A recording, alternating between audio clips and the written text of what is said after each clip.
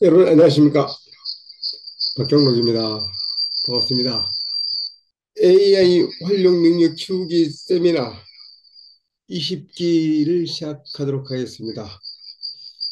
다음 주 계획대로 하면은 지난주 그러니까 작년 12월 25일 날을 마지막으로 이제 무료 세미나는 이제 끝내고 유료로 전환하는 것을 고민하도록 그렇게 하려고 했는데 또 많은 분들이 새롭게 또 들으셔야 되겠다고 해가지고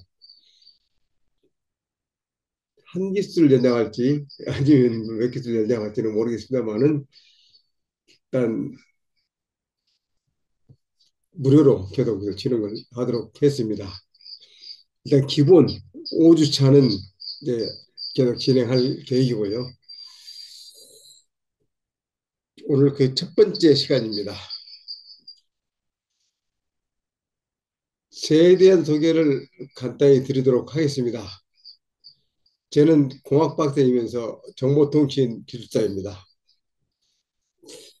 지금 과학기술정보통신부라 그러죠. 그곳에서 제가 공무원 생활을 76년부터 시작을 했고요. 그러다가 SK텔레콤으로 옮겨서 중앙연구원에서 영상전화기 개발하는 책임자로 있었고, 그래서 SK그룹의 SK텔레시스에서 연구소장으로 근무를 했었습니다. 그리고 SK유니스에서 대표이사를 했고요. 그다음에 이제 그 후에 KB컨버전스 대표이사, 그다음에 대한인터넷신문협회 부회장, 언론선진화 포럼 회장, 그리고 현재는 국가철도공단의 호남고속철도 LTR 구축하는 사업의 감리단장으로 지금 활동을 하고 있습니다. 학교는 경희대학교에서 접하고 박사를 제가 취득을 했고요. 대한민국의 무궁화 이성 프로젝트, 지금 그 나로호라 그러죠. 그 프로젝트의 초기 버전인 무궁화 이성 프로젝트의 첫 번째로 참가를 해서 일했었고, 또 영상 휴대전화 개발하는 일, 그다음에 국제공인대전 엑스포로 참가했던 일, 등등 새로운 일들을 많이 했던 그 경험들이 있습니다. 정보통신 분야에서는 제가 여러 가지 분야에 족적을 쌓는 그런 일들을 좀 많이 해왔었습니다. 자격증은 아까 말씀드렸다시피 정보통신 기술사에 약 한 40여 개쯤 기술을 가지고 있고요. 활동으로는 지금 작가로 활동하고 있고요. 그다음에 저널리뉴스 기자, 컨설턴트, 강사, 그다음에 국가철도공단에 지금 감리 업무를 지금 하고 있고요. 그다음에 강의는 챗GPT, 메타버스 NFT, AI 활용 능력 키우기 세미나, 보고 잘 쓰는 방법, 책 쓰기, 디지털 마케팅, 기술자의 취득하기 속성 과정, 은퇴 준비하기 등등 여러 가지 과정들을 제가 지금 강의를 지금 진행을 하고 있습니다. 그리고 이제 저희 단체에서 민간 자격을 AI 디지털 마케팅 전문가 외 6개 분야의 민간 자격증을 발급하는 일들을 지금 하고 있고요. 제 자신이 명품을 가지고 있는 것을 자랑하지 말고 명품 인간이 됩시다. 그런 게 제 모토입니다. 몇 천만 원짜리 까르띠에, 몇 천만 원짜리 이런 시계 또는 금붙이를 치장을 해가지고 내가 최고야, 나는 이런 사람이야라고 하는 것보다는 그 자체가 명품이 되는 것을 해야 되겠다. 그래서 비록 짝퉁이라 하더라도 내가 가지고 있으면 몇 천만 원짜리라고 남들이 자연스럽게 믿어주는 그런 명품 인간이 됩시다라고 하는 것이 제 모토입니다. 지금 시작하는 AI 활용 능력 키우기 세미나의 진행을 간단히 소개를 드리겠습니다. 첫 번째 주, 그러니까 오늘이죠. AI라고 하는 것이 무엇이냐, 그리고 이걸 어떻게 활용하면 좋겠느냐, 그렇게 해서 나의 비즈니스에 어떻게 도움이 되느냐 하는 것들에 대해서 오늘 약 1시간에서 1시간 반 정도 이렇게 쭉 말씀을 좀 드리고요. 두 번째 주에는 AI를 활용해 가지고 책을 쓰는 방법, 그리고 그걸 도서로 출판해가지고 나의 가치, 나의 어떤 네임 밸류를 높이는 방법, 이런 것들을 알려드리겠습니다. 세 번째 주에는 AI를 활용해서 그림을 그리는 것. 그래서 내가 어떤 디자인을 한다. 뭐 책에 사파를 넣는다. 뭐 기사를 쓰기 위해서 사진을 만든다. 뭐 이런 것 등등 할 수 있는 방법들을 알려드리고요. 네 번째 주에는 AI로 영상을 만드는 거. 그리고 영상을 만들고 또 음악도 만들고 이렇게 해서 영상을 제작을 해서 나의 제품, 나의 서비스 또는 내 자신에 대한 것들을 어떻게 홍보를 하고 어떻게 알릴 것이냐. 또 이렇게 해서 글 쓰는 거, 그림 그리는 거, 영상 만드는 거 이걸 종합적으로 해가지고 어떻게 하면 나의 비즈니스를 더욱 가치 있게 만들고 그로 인해서 어떻게 수익을 만들고 하는 것들을 마지막 주에 완전정복이라고 하는 시간에 종합적으로 알려드리도록 하겠습니다. 잠시만 기다려주세요. 제가 급히 좀 회사에서 전화가 좀 와가지고요. 잠깐 전화 받고 가겠습니다. 네, 정 기사님. 네. 급한 일 아니면 그냥 직접 하면 되는데 지금 강의라고 해가지고. 네. 네, 네.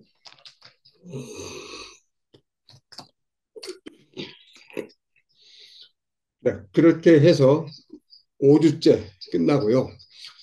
이렇게 해서 저희가 3주 이상 참가하시는 분들에 대해서는 제가 아까 말씀드렸다시피 저희 미래인재역량개발진흥원에서 발급을 하는 국가 민간 자격증에 대해서 취득할 수 있는 자격을 들여서 개인별로 전문 자격증을 취득할 수 있는 그 기회를 제공하고 있습니다.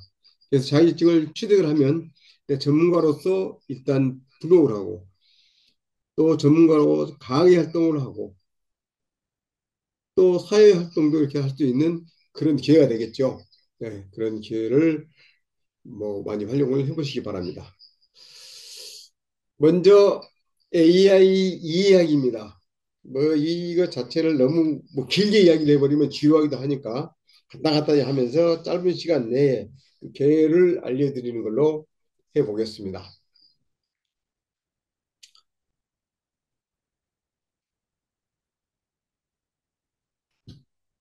AI라고 하는 것은 사실 정보통신 이 분야가 아니고 모든 산업의 종합입니다.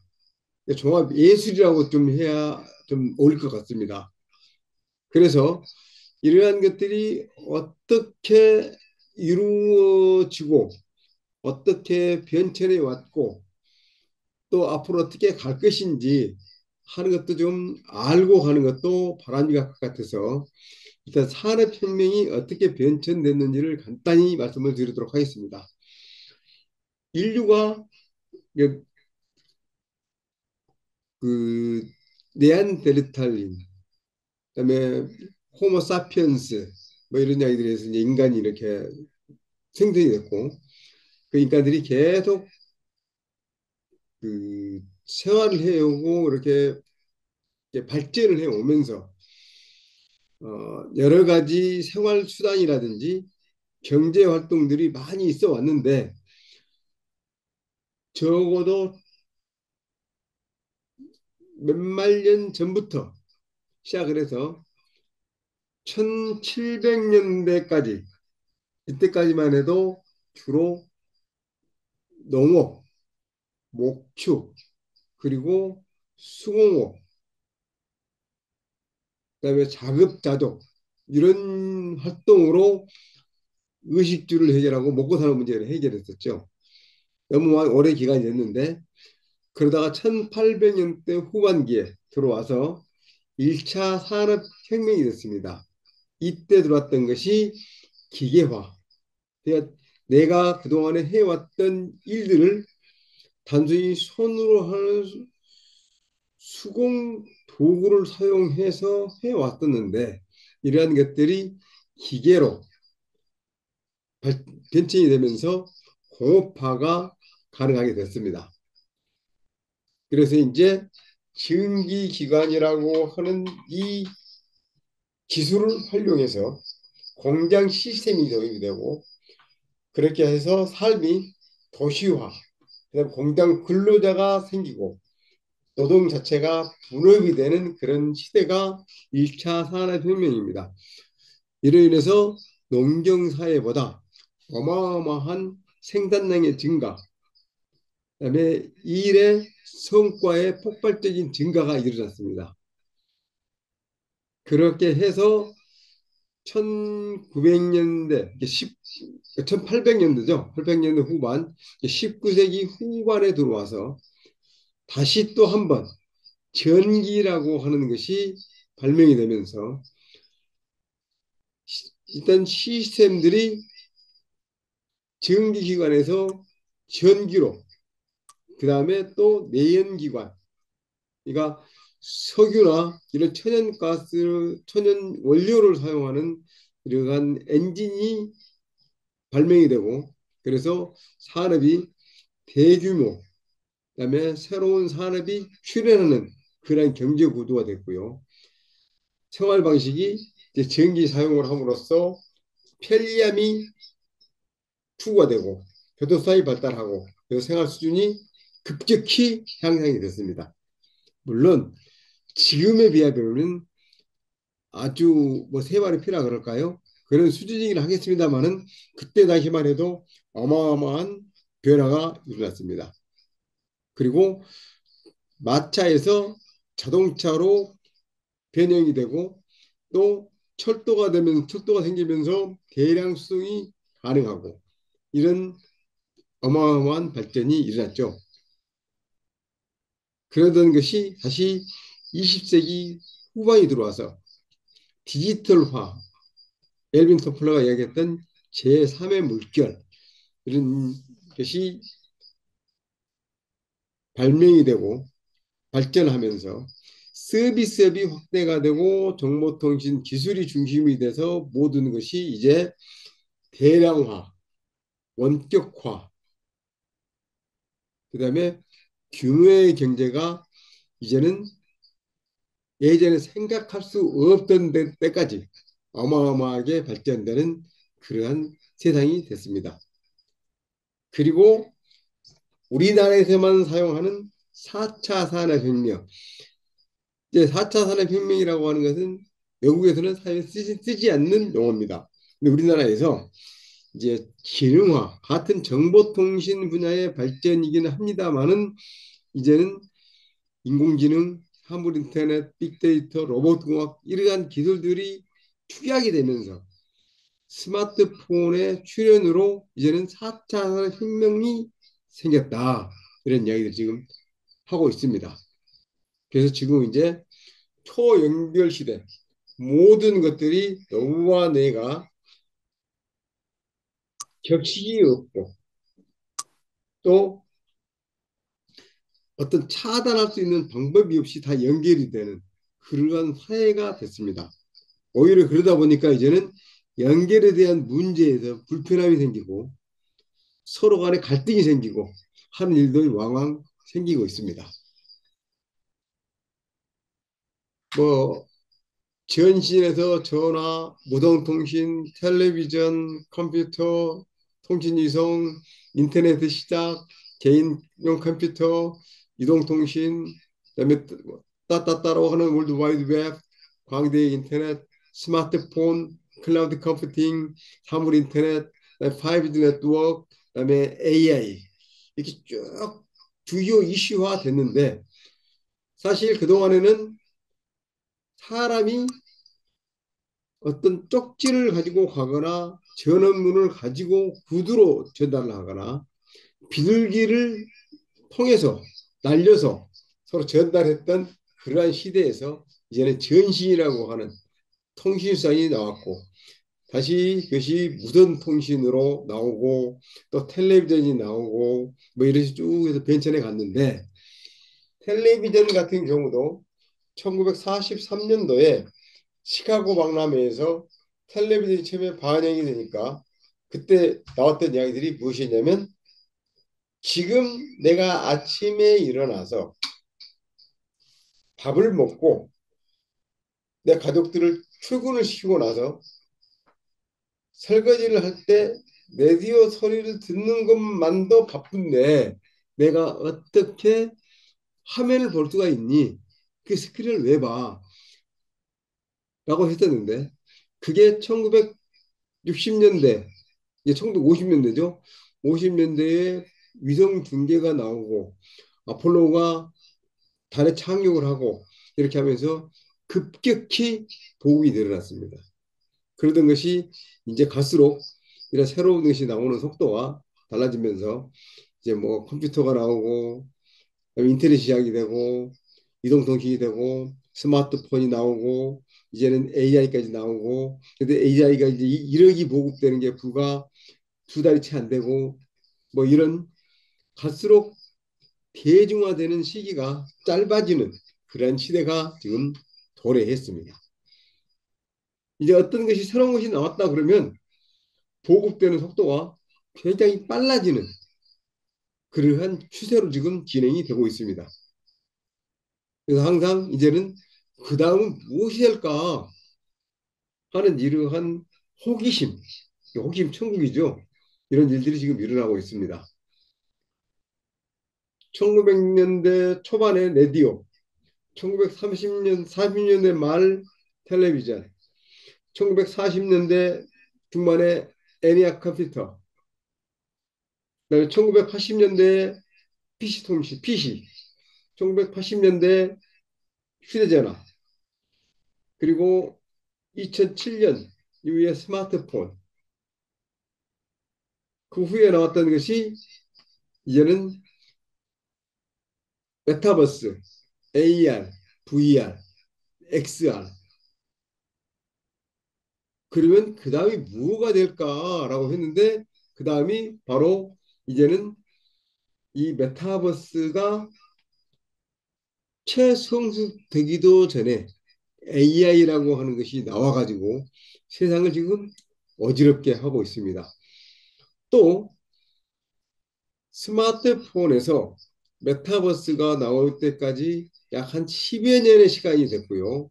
휴대전화가 나오고 나서 스마트폰이 나온 게 20여 년이 됐는데 이제는 이 주기가 갈수록 간격이 짧아지고 있습니다.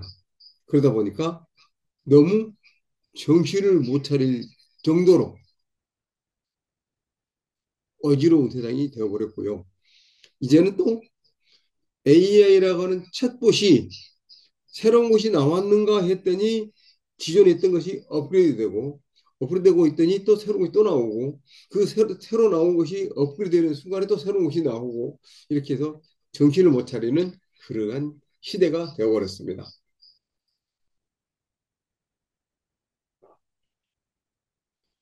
그래서 이제 AI에 맞은 충격이라고 이제 주로 표현을 지금 하고 있는데요.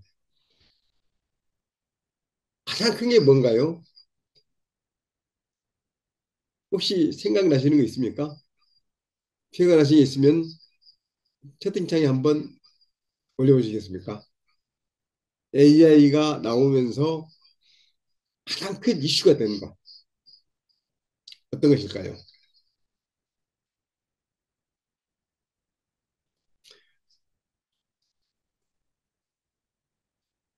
지금 화면에 나왔습니다만은 AI의 등장으로 사라질 직업들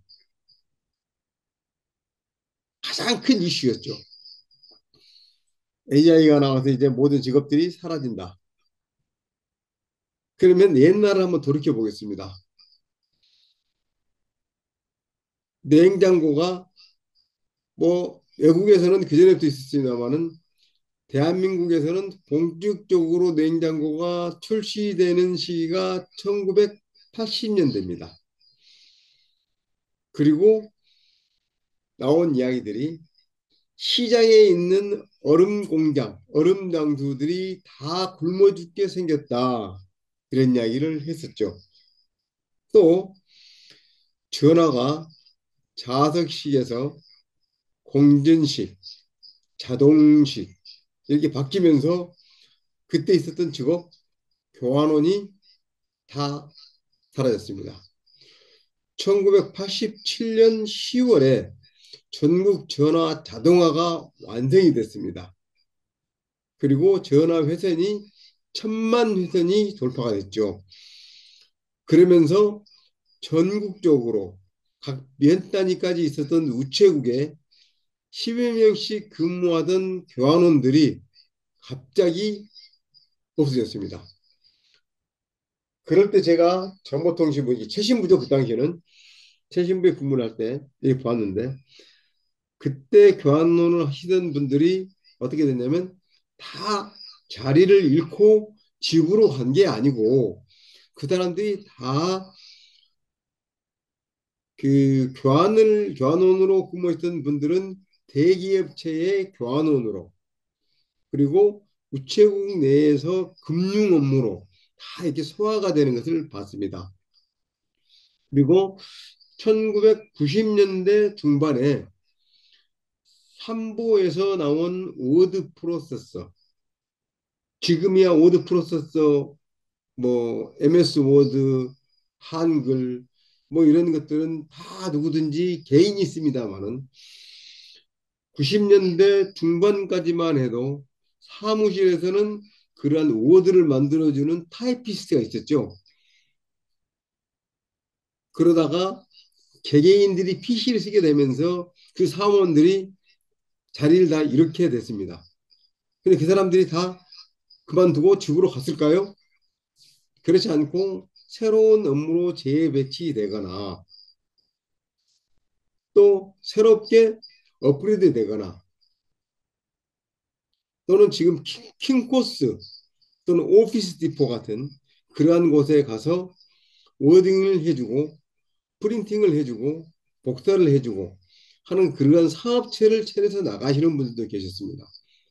항상 기존에 있는 것이 없어지면 새로운 것으로 대체가 되거나 새로운 것을 만들어내는 것이 우리의 인간의 속성입니다.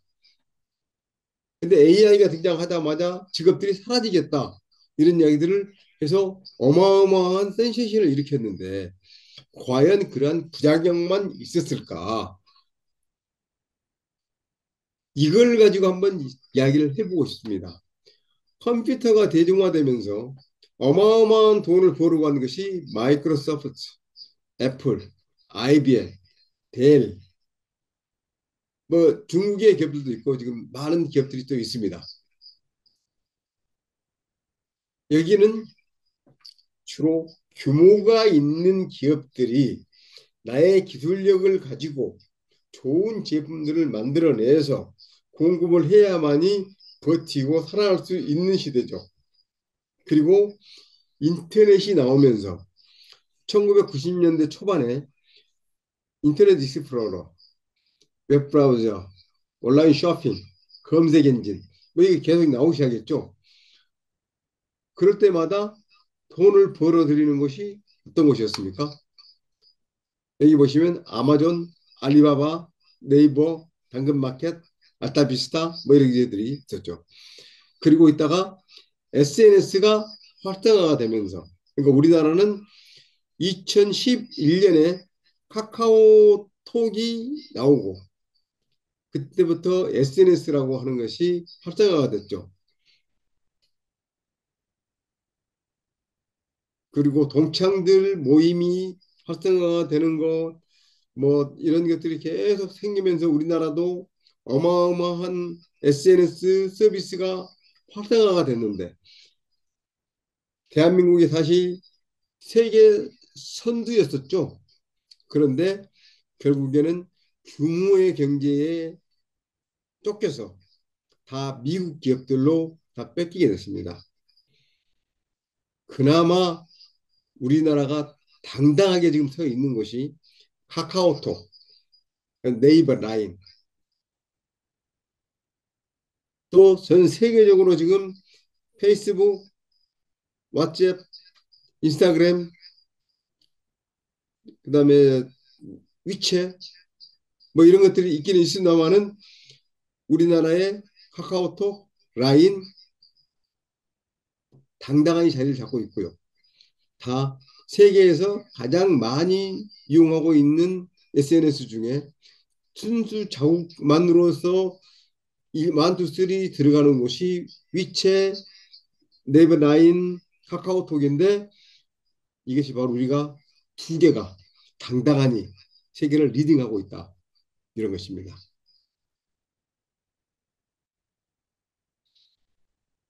혹시 네카쿠베 당충이라고 되어 있는 것을 들어보신 적 있으신가요? 네카쿠베 당뇨. 이런 서비스가 어떤 것인지 혹시 아시는가요?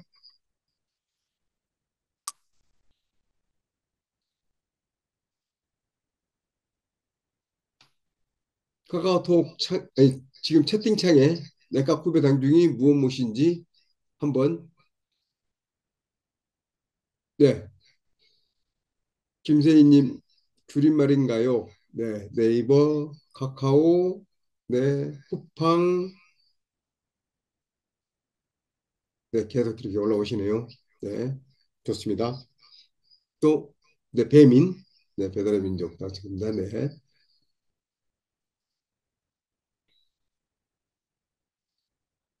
당근마켓, 네, 좋습니다. 거의 다 나올 것 같습니다. 중은 뭘까요?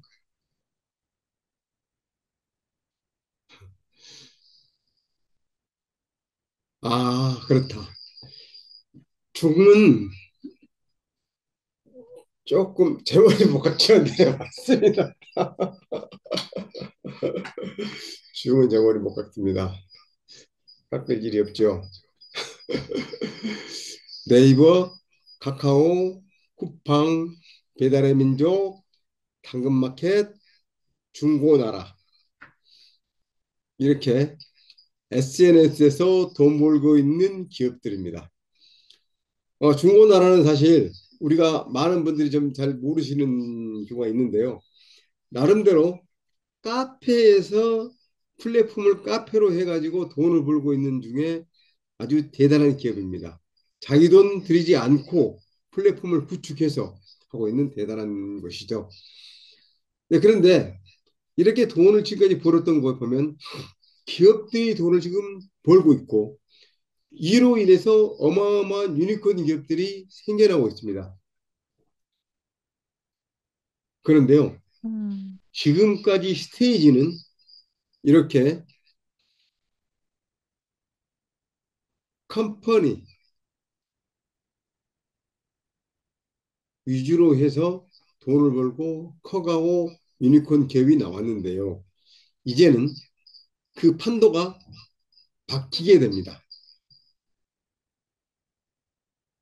개인이 돈을 벌고 개인이 어마어마한 돈을 벌 것뿐만이 아니라 사이즈가 커지면서 활동하는 그 주체 자체가 바뀌게 될 것이다 하는 것이 지배적인 생각이고요.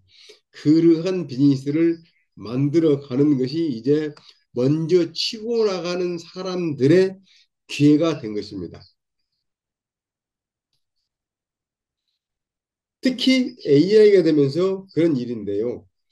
여기서 제가 미리 좀 말씀을 드리고 싶은 것은 우리가 오픈 톡방이나 각종 SNS상에서 AI를 통해서 어마어마한 돈을 벌 것입니다. 어마어마한 부를 축적을 해서 우리의 삶이 달라질 것입니다. 라고 하는 광고들이 지금도 엄청 뜨고 있고요. 강의도 지금 하고 있는 것이 사실입니다. 저도 처음에는 그래서 AI를 가지고 유료 강의를 해서 수입을 내볼까 이렇게 생각을 했었죠. 그런데요, 제가 AI를 배우면서 어떤 생각을 하게 됐냐면 AI는 절대 돈을 버는 도구가 될 수가 없다. 내가 어떤 일을 하는 데 있어서 그 일을 불싱해주는, 증폭시켜주는 도구는 될 수 있을지 모르지만 돈을 버는 도구로는 역할이 충분하지가 않다. 그래서 나는 돈을 벌겠다는 생각을 버리고 나와 같은 연령대에 있으신 분들이 AI를 접하기가 어렵다고 자꾸 말씀을 하시길래 절대 어렵지가 않습니다. 쉽습니다. 배우셔야 됩니다. 왜? 지금까지 가지고 계셨던 노하우, 이것을 AI와 접목시키면 폭발적인 힘을 발휘할 수 있고, 그로 인해서 우리의 삶이 더욱 풍요롭게 되고 많은 사람들에게 도움이 줄 수가 있을 것입니다. 그래서 그것을 만들어 가실 수가 있어야 됩니다. 라고 해서 2023년 2월 달부터 시작을 해서 제가 지금 이제 햇수로 3년째가 됐습니다. 햇수로 3년째 AI에 대해서 무료 강의를 계속 하고 있습니다. 특히 젊은 사람들이야 제가 알려드릴 필요가 없이 다 잘하고 배울 수 있는 것도 많이 있습니다. 나이 드신 분들은 배우시려고 해도 어디 가서 배워야 될지, 무엇을 배워야 될지, 무엇을 가지고 해야 될지 막연합니다. 그래서 이러한 것들을 널리 알려서 모든 분들이 다 편하게 사용해서 삶이 풍족해졌으면 좋겠다. 라는 차원에서 계속해 오고 있는 것입니다. 뭐 그렇다 해서 제가 어마어마한 뭐 어떤 사명감을 가지고 있거나 뭐 그런 것은 아닙니다만은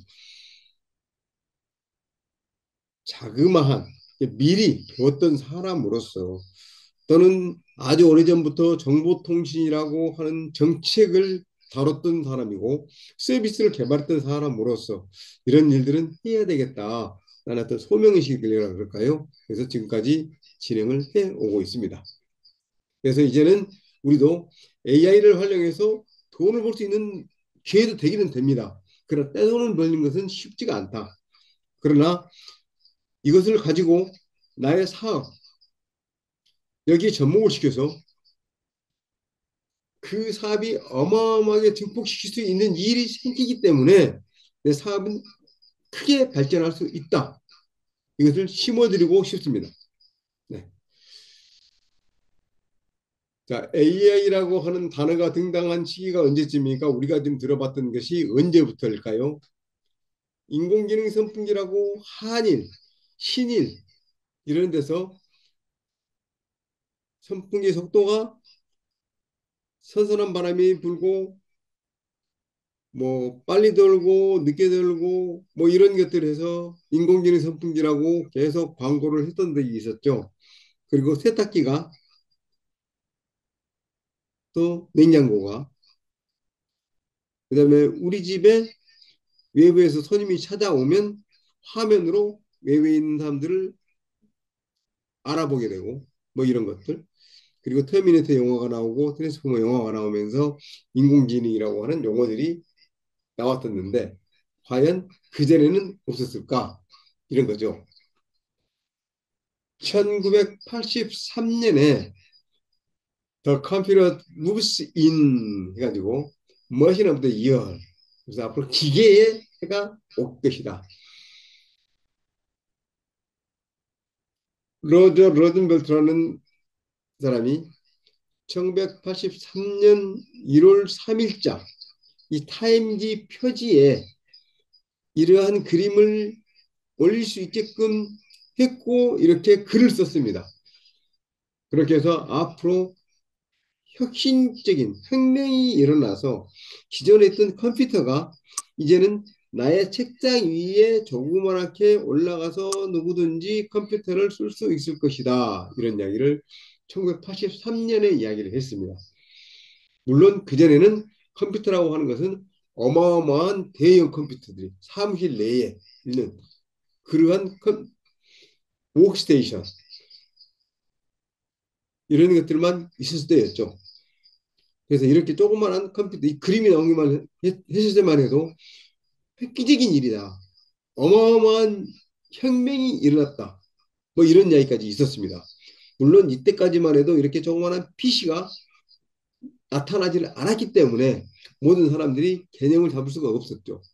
그러다가 그 이듬해 마이크로소프트가 MS-DOS라고 하는 소프트웨어 오퍼레이팅 시스템을 발매를 해야 됐고, 또 1984년도에 애플이 PC를 만들어서 발표를 했죠. 그때까지만 해도 IBM의 대표가 전 세계적으로 컴퓨터라고 하는 것은 한 100만 대 정도만 있으면 전 세계 다 돌아가. 그런데 무슨 뭐 컴퓨터를 조그맣게 만들어가지고 뭐 개인이 사용하고 하는 게 말도 안 되는 이야기 하지 마. 이런 식으로 이야기를 했습니다. 바로 IBM의 회장이요. 그래서 어떻게 됐습니까? IBM이 전 세계에 기업의 컴퓨터 시스템을 공급하는 리더로서 존재하다가 이제는 자꾸 뒤쳐져 가지고 리스트에도 안 보였던 때가 있었는데 다시 또 이제 서서히 지금 나타나고 있습니다. 네.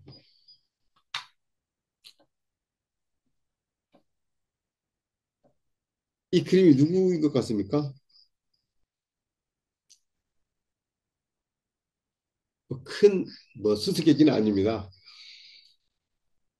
이 사진이 어떤 사진이냐면요. 제가 그 95년도에 미국의 캘리포니아에서 6개월, 그다음에 콜로라도에서 6개월 정도 이렇게 공부를 할 기회가 있어가지고 미국에 갔었습니다. 이 사진은 미국 콜로라도 유니버시티 앳 몰드라고 하는 것이 있는데요. 그 대학이 그때 당시만 해도 뉴럴 신경막, 뉴럴 네트워크라고 하는 것을 연구하는 최고의 그 학도가 있었죠. 저는 사실 신경막에 대해서 관심은 있었던 것은 아니고요. 이 밑에 있는 것이 이 에싱크로노즈 네트워크 시스템 가지고 비동기 통신망. 통신이라고 하는 것은 항상 동기가 정확하니 맞아야만이 통신이 됩니다. 동기가 맞지 않으면 내가 보낸 신호가 상대방이 해석을 못하게 되고 그렇게 되면 통신을 할 수 없으니까 아무 의미가 없는 거죠. 그리고 내가 수신한 것이 잡음이 되기 때문에 돈만 들이고 헛짓하고 되는 꼴이 되는 거죠. 그런데 이 비동기 통신망이라고 하는 것은 비싼 돈을 주고 동기를 맞출 필요가 없이 신호를 가지고 해석을 해서 동기를 잡아서 해석을 하는 그러한 기술을 우리는 앞으로 개발을 해야 되겠다라고 해서 관심들이 그때 많았을 때입니다. 그때 갔더니 거기에서 연구하고 있는 것이 이렇게 뉴럴 네트워킹이라고 하는 신경망을 연구를 하고 있더라고요. 그래서 며, 며칠 이렇게 그 강의를 좀 들어보고 그래서 이것이 어떻게 작동하는지 하는 것에 대해서 그때 제가 잠깐 한 30분 정도 발표를 하게 됐었는데요. 그때의 사진입니다. 그러고 나서 한국에 돌아와서 제가 이동통신만 하다 보니까 이런 일들이 있었다 하는 것을 전혀 모르고 있었죠. 그런데 벌써 30년 전에 제가 AI라고 하는 것을 접했더라고요. 그래서 이제는 한번 생각해 보니, 야, 이게 운명인가 보다. 이게 섭리구나. 그래서 내가 이렇게 AI를 할 수밖에 없구나. 그런데 이제는 내가 AI를 아주 기가 막히게 잘하는 연구 개발을 하는 사람은 아니고, 남들이 개발해 놓은 것을 가지고 잘 활용하고, 또 남들에게 좀 알려주고 하는 그런 일들만 잘 하면 되겠다. 이런 생각을 하고 지금 생활을 하고 있습니다. 이제는 본격적으로 AI에 들어가 보도록 하겠습니다. AI라고 하는 것은 모든 것은 기술과 서비스가 있습니다. 이동 전화 또는 스마트폰 이런 것들은 보면 이동 전화의 기술이라고 하는 것이 기술이 있어야 되고요. 그다음에 그 기술을 가지고 서비스, 음성을 보내고 문자를 보내고 영상을 보내고 또 복합적인 전송을 하고 또 AI를 쓸 수 있게 해서 그런 서비스들을 활용할 수 있게 되는 그런 것이 있어야 된다. 그러니까 똑같이 생成AI도 기술과 서비스가 있어야 되고 그렇게 구성이 되고 있습니다. 그래서 AI는 라지 랭귀지 모델, 방대한 텍스트를 기반으로 훈련된 인공지능 모델이 있어야 됩니다. 그래서 내가 어떤 데이터들을 주고받고 하는데 단순히 한 문장 보내고 한 문장 받고 이런 것이 아니라 어마어마한 뭉치의 데이터들을 보내고 받고 그걸 분석을 하고 이러한 기술들이 있어야 된다. 그것이 있어야만이 비로소 AI가 가능하다. 그리고 그것을 활용한 서비스가 있어야 되는데 그 서비스가 LLM이라고 하는 기술을 이용한 서비스로서 챗 GPT, 클로바 X, 코파일럿, 제미나이, 클로드, 퍼블리시티 뭐 또는 뉴튼 뭐 이런 등등 이러한 것들이 바로 이러한 서비스들로 구성이 됩니다. 그래서 이러한 것들을 우리는 챗봇이라고 이야기를 하죠. 뭐 큰 의미의 어떤 챗봇이 있고 또 조그마한 의미의 챗봇이 있고 또 이러한 것들이 챗봇의 조그마한 범주에 포함이 되는 그런 일도 있긴 하겠습니다만은 간단히 지금 제가 이해하기 쉽게 말씀을 드리는 거고요. 이걸 또 더 들어가서 따지고 들면 논란의 요지는 있겠습니다만은 그렇다고 해서 크게 다르지는 않을 거라고 생각을 합니다. 그래서 챗봇의 역사들은 1966년 에이자부터 시작을 해서 1972년 파리 그다음에 AOA라고 하는 것들이 들어오면서 이 나온 것들이 뭐냐면 내가 통신을 하는데 어떻게 하면 사람이 직접 앉아서 하지 않더라도 대화를 주고받을 수 있을 것이냐. 내 대신 뭔가를 해주면 좋지 않을까? 이런 생각들이 나오면서부터 시작을 했었습니다. 이게 바로 1956년대죠. 암호를 만들었던 사람들의 모임. 그래서 계속 새로운 것을 개발을 해내고 계속 갔었는데 문제는 뭐냐면 통신의 처리 속도가 문제가 됐습니다. 어마어마한 양의 데이터들을 주고받고 해야 되는데 그러한 것을 주고받는 우리말로 지금 시스템으로 이야기하면은 이렇게 이야기하시면 쉬울 겁니다. 물동량이 어, 컨테이너로 따지면 1,000개, 10,000개씩 되는 것을 서울에서 생산을 했다 하더라도 이것을 배로 싣고 가기 위해서 부산항까지 가야 되는데 이렇게 해서 트럭 하나에 컨테이너 하나만 싣고 내보내다 보니까 도저히 안 되는 거죠. 그래서 한꺼번에 1,000개씩, 100개씩 내보내야 되는데 어떻게 해야 되지? 야, 그것은 열차로 100개를 연달아서 해서 가야 돼. 그런데 속도를 못 내. 그래서 적체가 돼. 이러한 문제들이 해결이 안 되는 거. 이러한 문제를 어떻게 해결할 것이냐 하는 것이 가장 큰 숙제였다고 생각을 하시면 되겠습니다. 비로소 그러한 문제가 지금 최근에 이제 해결이 돼서 AI가 지금 활성화가 되기는 됐는데 그전에까지도 계속 그런 것들을 연구를 하게 됐고요. 제가 95년도에 미국에 갔을 때 처음 재배했을 때도 그때도 그러한 문제들을 가지고 해결하려고 노력을 했었는데 제가 그때 당시에는 참 요원한 이야기다. 말했겠다. 과연 내가 살아있는 동안에 이러한 것들을 볼 수가 있을까? 이런 생각을 했었는데 지금 그것을 접하고 있는 것입니다. AI에 관련된 영화 많이 보셨겠죠?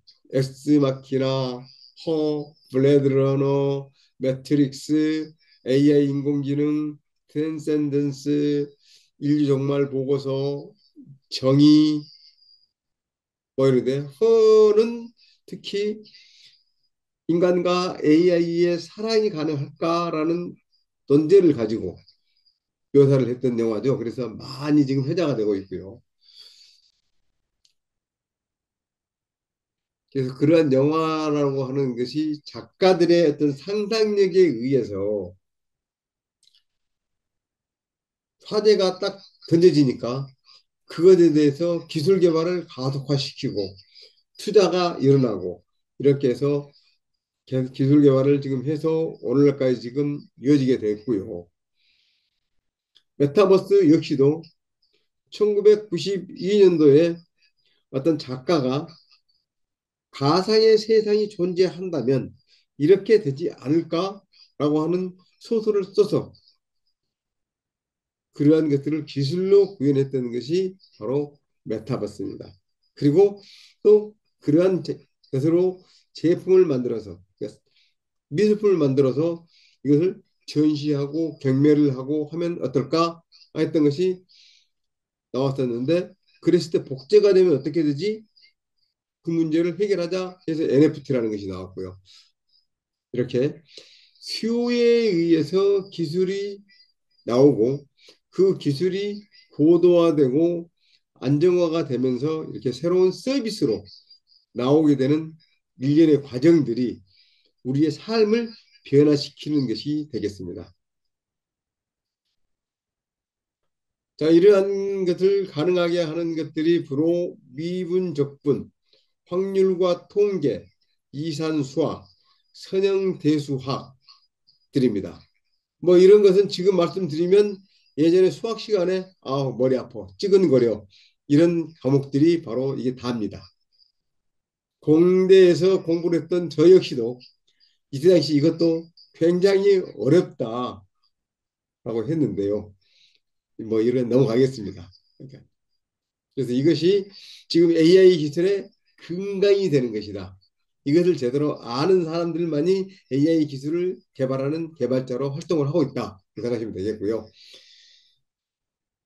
작년 말에 노벨 물리학상을 받은 AI의 대부, AI 아버지라는 제프리 힌턴 박사입니다.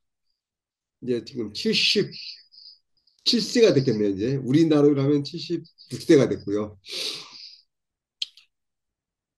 2023년 5월 1일 날 구글을 사퇴하면서 AI 발전을 인해서 위험성이 증가하고 있다. 더 이상 개발하면 안 되겠다. 그래서 나는 그만두겠다. 라고 하면서 구글에서 퇴사를 했습니다.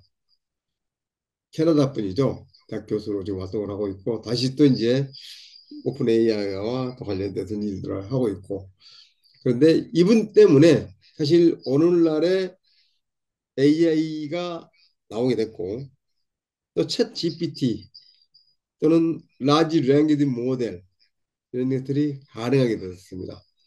이분이 한 게 어떤 것이냐면 고양이 사진이나 개 사진을 주고 컴퓨터가 인식을 하는 것을 계속 시험을 했는데 수년간을 해도 개선이 안 되는 거예요. 특히 강아지도 이제 개도 여러 가지 종류들이 많고 또 모양도 달라지고 이런 게 있기 때문에 이게 비슷한 것을 갖다 줘도 이게 뭐야? 하면 이게 고양이야, 개야, 말이야, 돼지야 뭐 이런 식으로 막 답을 하는 거예요. 그래서 그게 이유가 뭐니? 아무리 해도 안 됐는데 어느 순간에 컴퓨터 시스템의 용량이 늘어나고 입력하는 데이터를 큰 것을 집어넣어도 받아들 수가 있고 처리해 줄 수 있고 이렇게 하다 보니까 사진을 한꺼번에 5만 장, 10만 장씩 집어넣어서 인식을 시키고 했더니 이제는 강아지의 모습을 10개를 집어넣으면 8개는 맞춰내는 그런 성과까지 얻었습니다. 그런데 또 이상하게 다리가 세 개인 강아지를 집어넣으면 딴 이야기를 하는 거예요. 우리 인간은 사물을 사물로서 인식을 합니다. 눈으로 읽어서 그대로 시신경에서 뇌로 전달을 하고 그렇게 해서 사물을 인식했잖아요. 그런데 컴퓨터라고 하는 것은 절대 그렇게 인식을 하는 것이 아니고 사진을 찍어서 주면 그것을 스캐닝을 해서 1과 0으로 된 디지털 신호로 다 바꿔가지고 던지기 때문에 그것을 가지고 판단하는 거죠. 그런데 강아지가 다리가 4개여야 되는데 3개가 오는 거예요. 아, 그럼 이거 강아지가 아니야. 이렇게 폴트 신호를 내보내 버리는 겁니다. 그래서 제프리턴 교수가 다리가 3개인 강아지도 계속 데이터를 집어넣어서 이것도 개야, 이것도 강아지야. 이렇게 했더니 아, 이제 그들 받아들여 가지고 답을 하더라. 그것이 뭐냐? 바로 라지 랭귀지 모델이라고 하는 백엔드 기술. 그다음에 제품이라고 하는 프론트 챗 GPT라고 해서 만들어냈는데요. 바로 피드 포워드와 백 프로파게이션이라고 하는 기술입니다. 간단히 이야기하면 피드 포워드라는 건 뭐냐면 계속 지금 내가 기술 어떤 자료들을 입력을 해주면 그래서 계속 읽어들여서 그래서 이해를 하려고 그러고 내가 축적을 시켜놓고 이렇게 하는 것이고요. 그렇게만 받아들였던 것을 다시 뒤에서부터 다시 또 쭉 해서 분석해 나가고 읽어내 나가고 하는 것이 백 프로파게이션입니다. 그래서 이것을 몇 번 반복을 했더니 확률이 높아지더라. 아, 이렇게 하면 되겠구나 하는 것들이 정립이 되면서 드디어 인공지능의 문제를 그래서 1980년대에서 2000년도 초까지 계속됐던 AI의 겨울, The AI's Winter 이 시기를 넘기고 지금 이제 라지 랑게지 모델이 상용화가 되고 오픈 AI의 챗 GPT라고 하는 것이 나오게 된 그런 결정적인 계기가 됐습니다. 영화 한 편 볼까요? 깨달음을 얻은 로봇이 있습니다. 메이드 로봇으로 생산되었지만 절에서 지내더니 현재는 스님에게 설법을 전하는 로봇 알류포입니다. 인간들이여, 무엇을 두려워하십니까? 어찌하여 로봇만 득도한 상태로 완성되었다고 생각하십니까? 인간들이여, 당신들도 태어날 때부터 깨달음은 당신들 안에 있습니다. 다만 잊었을 뿐. 사찰은 엔지니어를 불러 기술자가 보기에 이 로봇이 어떤 상태인지 판단해 주기를 요청합니다. 검사를 진행했더니 정상으로 뜹니다. 엔지니어 박도원은 깨달음을 얻었다는 로봇에게 뭔가 불편함을 느낍니다. 근데 저보고 이 로봇이 부처가 맞는지 어쩐지를 확인해달라니요. 기사님에겐 잘못이 없습니다. 넌 가만히 있어. 사람들이 말하고 있잖아. SF는 항상 우리에게 미래의 모습을 먼저 보여주었습니다. 최근 구글에서 일했던 엔지니어가 구글이 개발한 인공지능에 의식이 있다고 주장해 큰 이슈가 되었는데요. 영화 인류 멸망 보고서는 로봇을 자신의 욕구를 충족시키기 위한 도구로 활용하는 인간과 깨달음을 얻은 로봇을 두려워하는 인간의 상반된 모습을 보여주고 있습니다. 인간은 자신의 정서적 욕구를 충족시켜 줄 만큼 로봇이 기능적이기를 바라지만 한편으로는 자신을 넘어설까봐 두려워합니다. 인공지능을 만든 로봇 회사의 대표는 이렇게 말하죠. 알류 시리즈는 실패작입니다. 우린 전 세계의 모든 알류 시리즈를 폐기하기로 결정을 내렸습니다.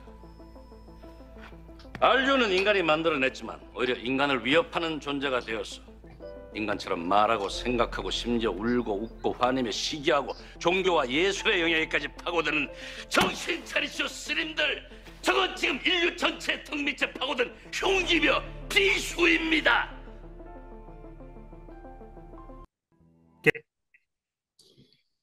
자, 어떤 것을 전달해 주고 있을까요? 한번 생각을 해보시기 바랍니다. 자, 생成AI가 등장해가지고 많은 것들이 지금 바뀌고 있습니다. 우리 삶에서 사람을 판단하는 기준, 지식의 개념, 창의라는 거 이것이 무엇이냐, 뭐 등등 우리 인간의 역량을 판단해야 되는 어떤 기준부터 시작을 해가지고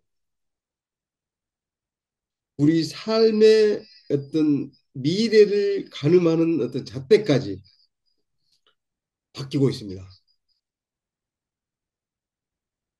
그러면서 저는 이것을 계속 공부를 해오면서 어떤 것을 느꼈냐면, 아, 그렇구나.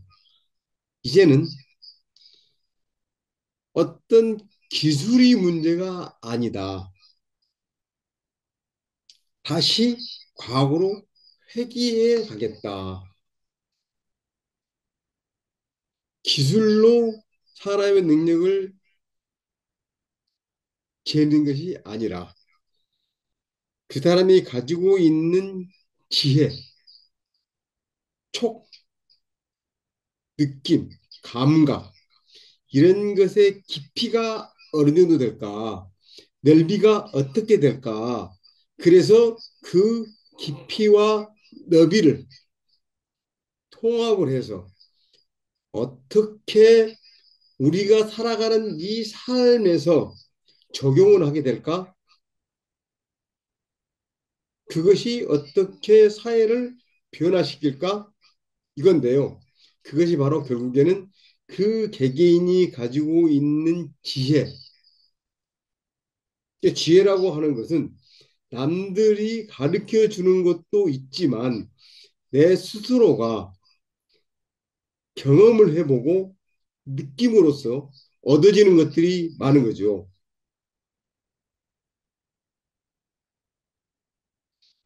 그것이 바로 속담으로 우리에게 전해주는 것일 것이라고 저는 생각을 합니다.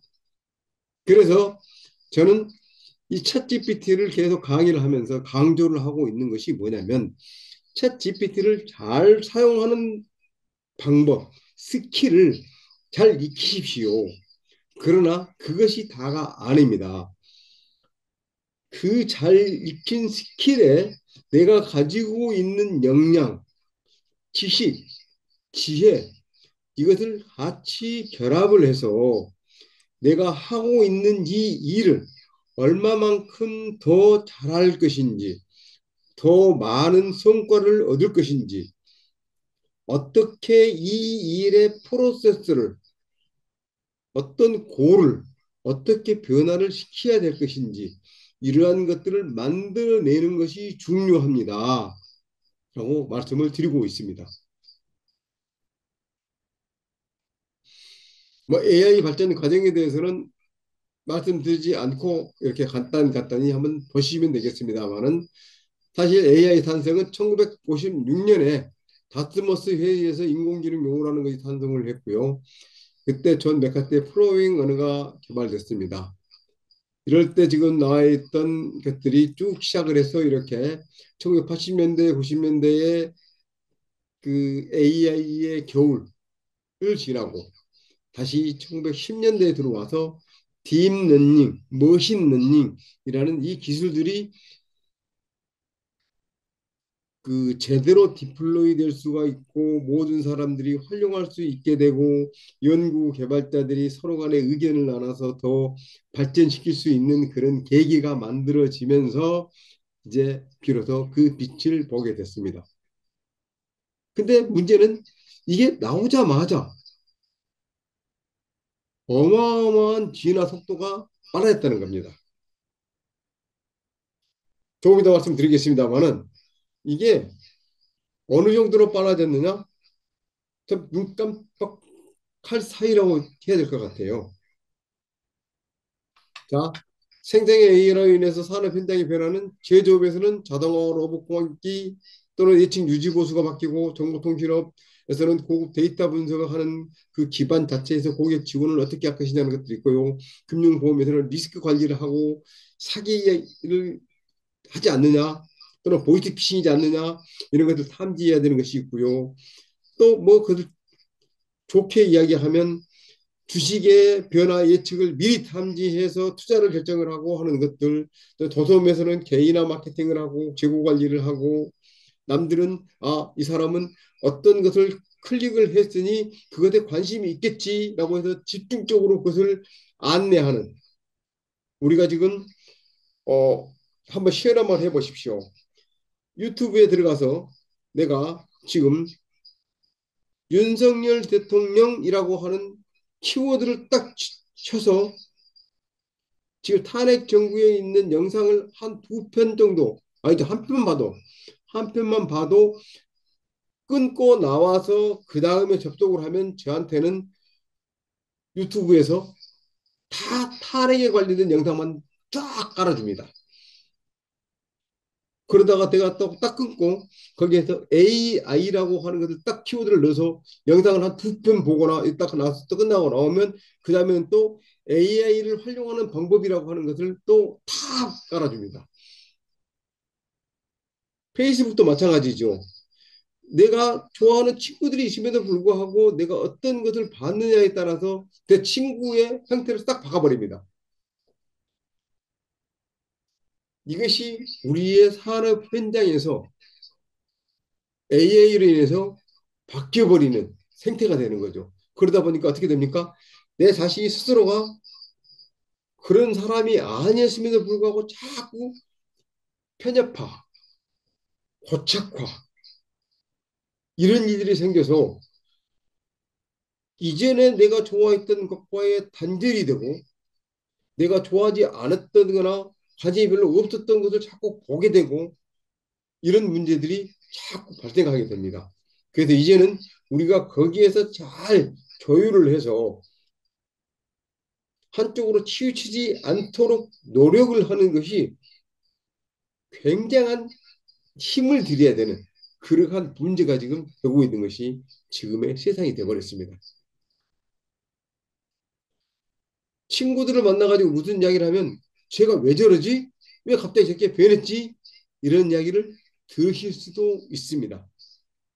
내가 어떤 영상을 보거나 어떤 뉴스를 보거나 어떤 친구를 찾거나 이런 것에 의해서 나의 의지와 상관이 없이 세상이 그렇게 만들어지고 있습니다. 자, 이제 AI로 챗봇에 대해서 말씀을 좀 드리도록 하겠습니다. 속도를 좀 빨리 내보겠습니다. 지금까지 이제 쭉 설명을 하느라 좀 됐는데요. 자, 챗봇이라는 게 무엇이냐? 챗봇이라는 이야기를 많이 좀 듣지 않습니까? 우리 챗봇을. 주로 챗봇이라고 하는 것은 자연어 처리, Natural Language Process라고 하는데요. 바로 지금 제가 이야기하고 있는 이것이 바로 자연어죠. 여러 선생님들하고 지금 소통을 하고 있는데 제가 말씀을 쭉 드리면 선생님들이 이걸 받아들여서 그렇구나. 이해가 되지 않습니까? 이렇듯이 컴퓨터에다가 이렇게 언어를 집어넣으면 바로 컴퓨터가 이해를 하고 처리를 해서 답변을 해주는 그러한 것인데요. 예전에는 우리가 어떤 상담센터에 전화를 했을 때 고객 상담원과 대화를 하고 싶으시면 1번, 뭘 하고 싶으면 2번, 자동으로 하고 싶으시면 2번, AR에서는 몇 번, 이런 식으로 나오지 않습니까? 바로 이제 그것이 바로 챗봇의 시작이고 AI의 시작이었습니다. 근데 그러던 것이 점차 이제는 고객 서비스 차원을 벗어나서 이제 모든 영역에서 그런 것들을 다 활용할 수 있게 된 거, 이런 것들입니다. 챗봇의 종류는 기술적인 것들이 좀 있는데요. 우리가 굳이 기술 개발하는 것이 아니기 때문에 이런 것은 있다 정도 분류를 하더라. 그래서 얼마든지 이러한 것들은 챗GPT나 코파일럿이나 클라우드나 이런 데 들어가서 챗봇 종류를 좀 알려줘봐 하면 다 나오는 거기 때문에 넘어가겠습니다. 그다음에 챗봇의 종류들은 챗GPT, 클로바엑스, 제미나이, 코파일럿, 또 뭐 클로드, 리춘, 아수거, 뭐 또 이게 없는 퍼플릭시티 뭐 등등 여러 가지가 많이 있습니다.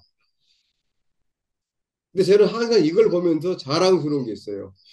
대단한 것들이 많이 있는데 그중에 대한민국의 서비스가 클로버엑스나 뉴튼이나 아수급이 들어가 있다는 거.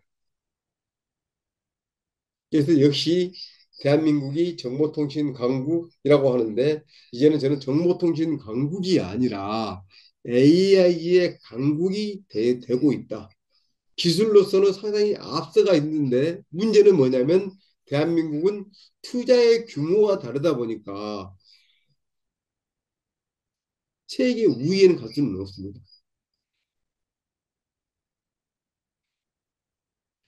젠슨 왕이 이야기하는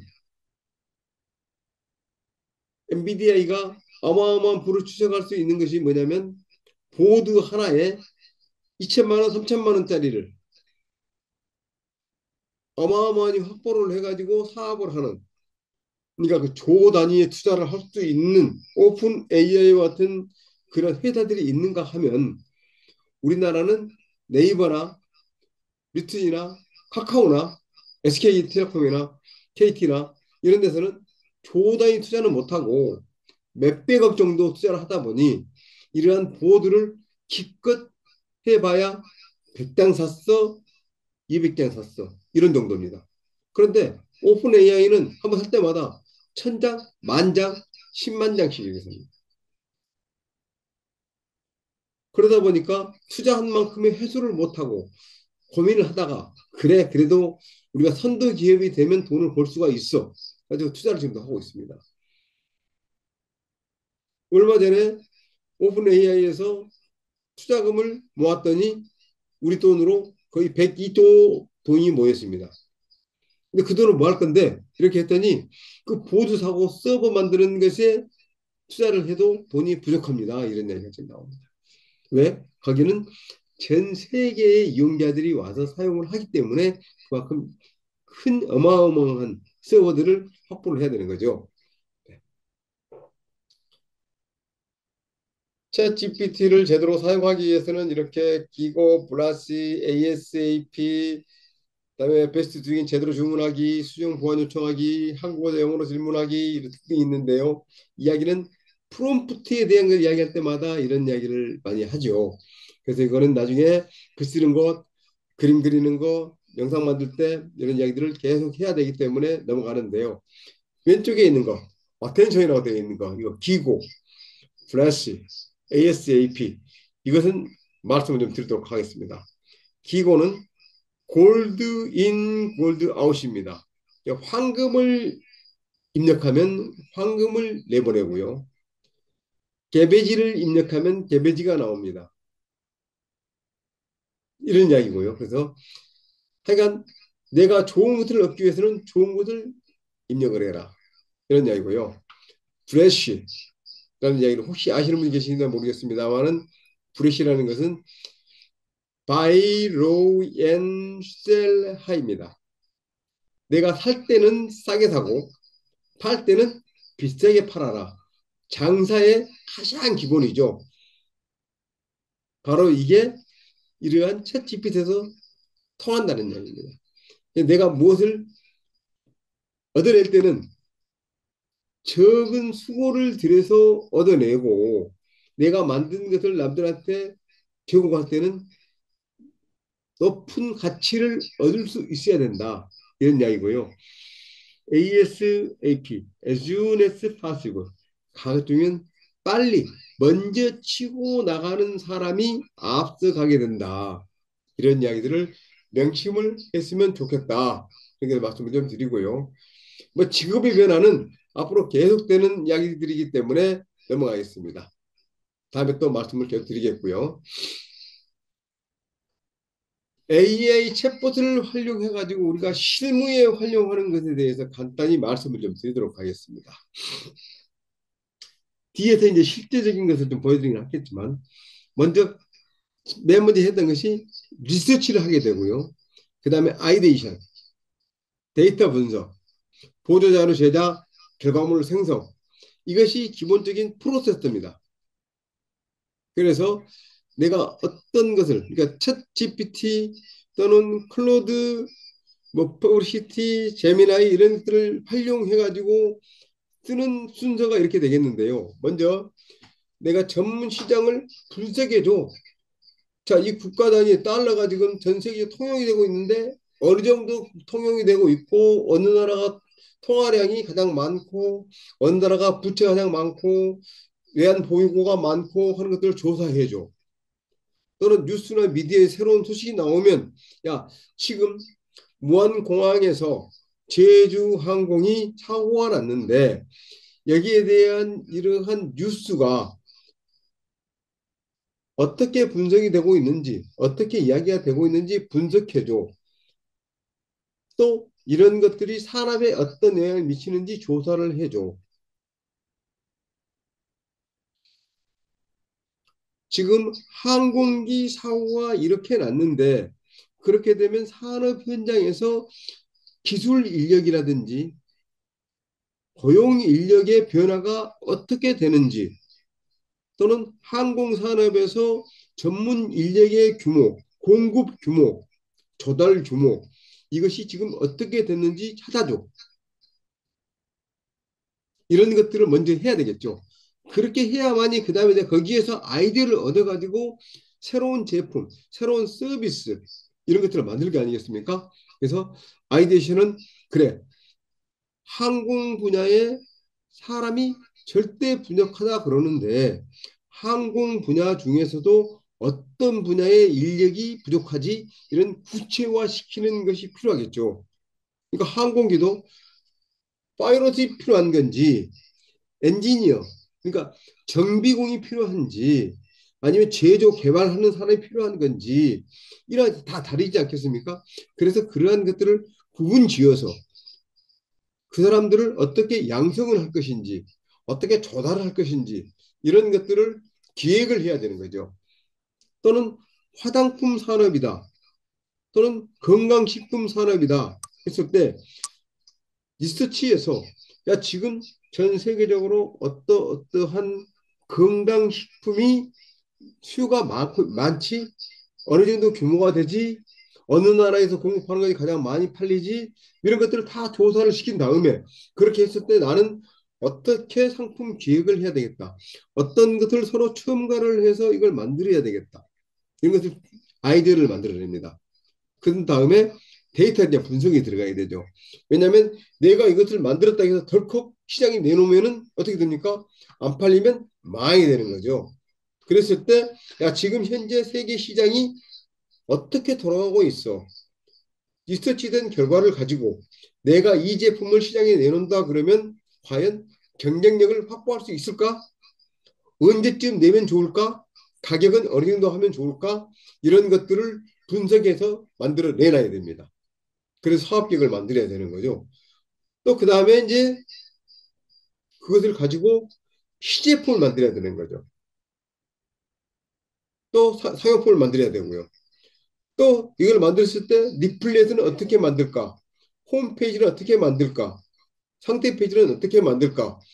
또 거기에 곁들여진 음악은 어떻게 할까? 영상은 어떻게 만들까? 이런 것들에 대해서 자 시뮬레이션을 해보고 베타 테스트를 해보고 만들어낸 다음에 결과물을 만들어내서 짠 하고 시장에 내놔야 내가 경쟁력을 확보를 해서 사업을 성공할 수가 있는 것입니다. 이것이 바로 나의 비즈니스 이렇게 적용하는 그러한 과정이 될 것이고요. 이러한 것들이 내가 생성형 AI 챗봇을 쓰는 가장 기본적인 스킴이 되는 겁니다. 어떤 책을 쓴다 그러면 그 책에 대한 시장을 지금 어떻게 됐어? 나는 그러면 어떤 식으로 만들면 이것이 경쟁이 있겠어? 그 데이터 분석을 하는데 이걸 책은 어떻게 구성하면 좋겠어? 이것을 가지고 그러면은 보조 자료는 어떤 식으로 하면 좋아? 디자인은 어떻게 하면 좋아? 그래서 책을 딱 만들어내서 시장에 출시를 하게 되는 이런 것들이 필요하다. 이렇게 AI 챗봇을 활용해야 된다. 이것이고요. 최근에 그 MIT 리뷰에서 AI로 인한 어두운 면이라고 하는 것들에 대해서 발표를 한 게 있어서 제가 쭉 공부를 하면서 10가지에 대해서 영상을 만들어서 그 유튜브에 올려놓은 게 있긴 있습니다. 그게 보면 이제 대표적인 것이 잡 문제. 노동력이 유유 노동력이 많아질 것이고 일자리는 줄어질 것이야. 이럴 때 어떻게 해야 돼? 어떻게 조절을 해야 돼? 그다음에 일자리를 이주는 어떻게 전책을 가져가야 돼? 이런 이야기들이 지금 나오고요. 데이터, 그 소유권이 누구 거야?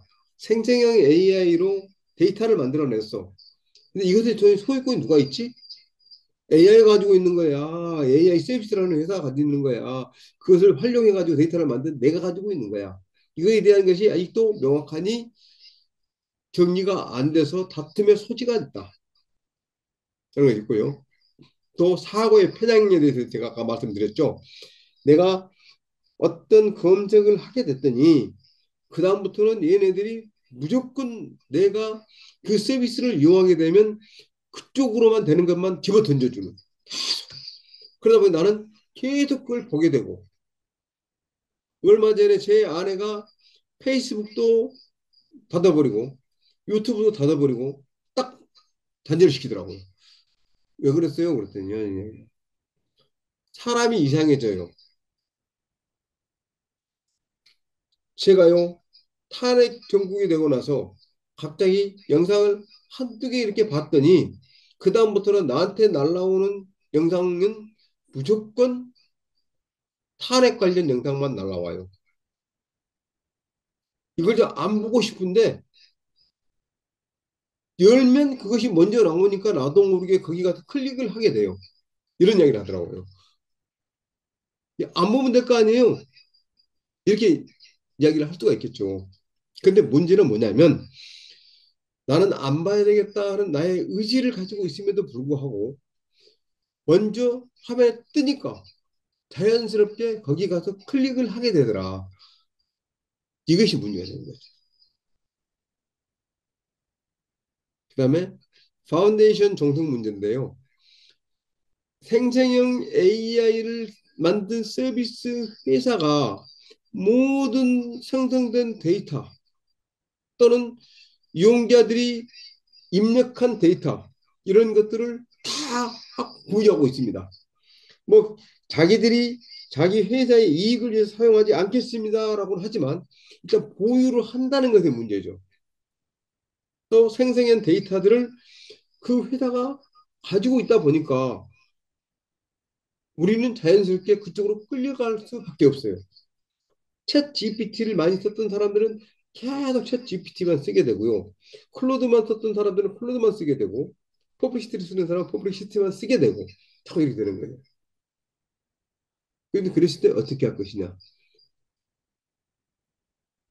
또 챗 GPT나 이런 챗봇을 쓰게 되면 가스라이팅을 합니다. 당신은 이러이러한 사람이야. 이러이러한 걸 좋아해. 사고의 편향이나 이런 것도 좀 비슷한 문제가 되겠는데 자꾸 이런 식으로 나를 그쪽으로 끌고 가게 됩니다. 이런 문제들을 어떻게 할 것이냐 하는 큰 숙제가 지금 남아있더라. 그런 것이고요. AI 관련 주요 키워드에서 인공지능, 자연어 처리 뭐 이런 문제들 여러 가지 데이터들이 쭉 글들이 있는데 이런 것들은 뭐 제가 이렇게 보여주고는 있습니다만은 얼마든지 생태형 AI에 들어가서 주요 키워드에 대해서 알려주고 그것이 뭐인지 정의해주고 어떻게 활용할 것인지 알려줘봐 라고 하면 다 이렇게 자세하니 나오니까 뭐 해보시면 되겠고요. 또 학습 방법에 대해서는 어떤 것들이 있는지 이게 소개시키려면 다 나옵니다. 그래서 이렇게 뭐 영감을 주는 것, 뭐 또 생산성을 높이는 방법 이런 것들을 가지고 내가 활용하면 되겠습니다. 이렇게 하시면 되고요. 도구 글쓰기를 하는데 지금 이제 챗봇들은 이런 것도 있습니다. 오픈 AI, 코파일럿, 제미나이, 클로바 X, 뭐 클라우드, 카카오 플랫폼, 아수거, 브리튼 뭐 있는데요. 이런 것들을 제가 일일이 설명하기보다는 이름만 알고 이런 것이 어떤 특징을 갖고 있어, 어떻게 활용하면 좋아, 어떨 때 사용하면 좋아 하는 것을 생성형 AI에게 물어보면 자세히 답을 해줍니다. 또 사용하고자 사용하는 예시를 나한테 들어 알려줘. 내가 이것을 강의를 하고 싶은데 강의 교환 한번 만들어 줘봐. 바로 다 나옵니다. 문제는 내가 그런 안 해봤기 때문에 어떻게 하지? 이런 것들이죠. 막연한 두려움이라 그럴까? 또는 답답함. 이런 것들인데요. 이런 것들은 챗 GPT나 클로드나 코파일럿이나 들어가서 이런 이야기도 나올지 않을까? 나올 수 있을까? 내가 전혀 생각하지 못하는 것들, 이런 것들 한번 해보십시오. 내가 지금 히말라야를 가려고 그러는데 지금 시즌에는 내가 뭐를 어떻게 준비를 해가지고 가야 되고 거기 가는 교통편은 어떻게 예약을 하면 되고 만에 하나 문제가 생겼을 때는 내가 어떻게 비상통신망을 확보를 해야 되고 이런 것들을 입력을 해보면 바로 쫙 자세히 설명을 해줍니다. 이 챗봇이라고 하는 것은요. 내가 머릿속에 생각해서 이것이 될까? 라는 것도 됩니다. 해줍니다. 이런 생각을 가지고 하시면 됩니다. 심지어는 제가요. 왜 대한민국의 며느리는 시자 들어가는 것을 싫어하지요? 라고 챗 GPT에 입력을 해봤습니다. 그랬더니 챗 GPT가 답해주는 것이 뭐라고 나오냐면 아, 대한민국의 며느리들은요. 시어머니, 시누이 이런 것을 굉장히 싫어합니다. 그래서 시계, 시금치 이런 것도 등등 다 거부하고 싫어하고 기피합니다. 이런 이야기를 답을 해주는 것을 봤어요. 자, 이런 것을 답을 해줄까? 이런 생각을 했는데 답을 해줍니다. 그래서 해보시면 되는 거죠. 뭐챗 GPT에 대한 일일이 설명 안 드려도 다 아시겠죠? 채팅, 챗이라고 하는 것은 대화를 한다 하는 것이고요. G는 제너레이티브, 생성한다, 만들어낸다. 이 제너레이티브가 뭡니까? 우리 제네시스, 창조한다고 말이죠. 성경에서 창세기는 맨 첫 번째 장이 창세기입니다. 창세기의 이름은 제네시스죠. 그것이 바로 거기 나오는 제네레이티브, 생성한다 이런 뜻이고요. P, 프리, 프리 어텐션, 사전에 주의하십시오. 뭐 이런 식으로 또는 프리트레이니드, 미리 학습해서 사전에 학습을 시켰다 이런 것이고요. T는 트랜스포미드, 변화, 변신, 트랜스포머 이런 것들이죠. 그래서 변화를 해준다, 변신해준다, 답을 만들어준다. 그래서 우리가 대화를 해서 이 AI가 미리 학습되어 있는 것을 에다가 질문을 던졌더니 답을 생성을 해준다. 그래서 내가 입력하는 것을 변화시켜서 만들어준다. 이런 식으로 이해를 하시면 됩니다. 그래서 우리가 묻고자 하는 질문을 프롬프트로 질문하면 AI가 대답해주는 대화형 서비스가 챗 GPT이다. 또 생성형 AI다. 이렇게 생각하시면 되겠고요. 뭐 GPT 발전 과정은 이미 GPT 1, 2, 3, 3.5, 4, 4.5, 4.1, 뭐 4.5 프로, 뒤로도 지금 4.5 미니 네 가지가 더 붙어 있습니다. 이게 바로 챗 GPT 3.5가 2022년 11월 29일 날 발표가 되고 나서 2023년 12월, 2024년 12월, 그래서 2년이 됐잖아요. 만 2년. 그리고 지금 몇 개월 됐습니까? 만 2년 되고 1개월 좀 약간 지났습니다. 그 사이에 이렇게 많은 변화가 왔다, 생겼다. 이렇게 이해를 하시면 되겠고요. GPT 발전 과정 뭐 이런 것들은 나중에 자료를 할때 쭉 한번 보시면 되겠고요. 등급별로 3.5, 4.0, 4.5, 4.5, 4%까지 지금 나왔습니다. 지금 현재 무료로 쓰신 분들은 챗GPT 3.5를 쓰실 거고요. 유료로 쓰신 분들은 챗GPT 4.0부터 시작을 해가지고 지금 이제 프로까지 갔을 텐데 프로는 월 200달러입니다. 저도 아직까지 200달러 쓰는 것은 아직 가지 못했고요. 455까지 지금 쓰고 있고요. 200달러를 내면 지금 소라라고 하는 영상을 만들어주는 최신 버전을 쓸 수가 있습니다. 그래서 약 1분까지라고 하는데 1분까지는 안 나올 것 같고요. 1분 정도까지 영상을 만들 수가 있다. 뭐 이런 이야기들을 지금 하고 있습니다. 그래서 뭐 높은 비용으로 전문 사용자나 기업에 적합한 이런 것들이 지금 쓰고 있고요.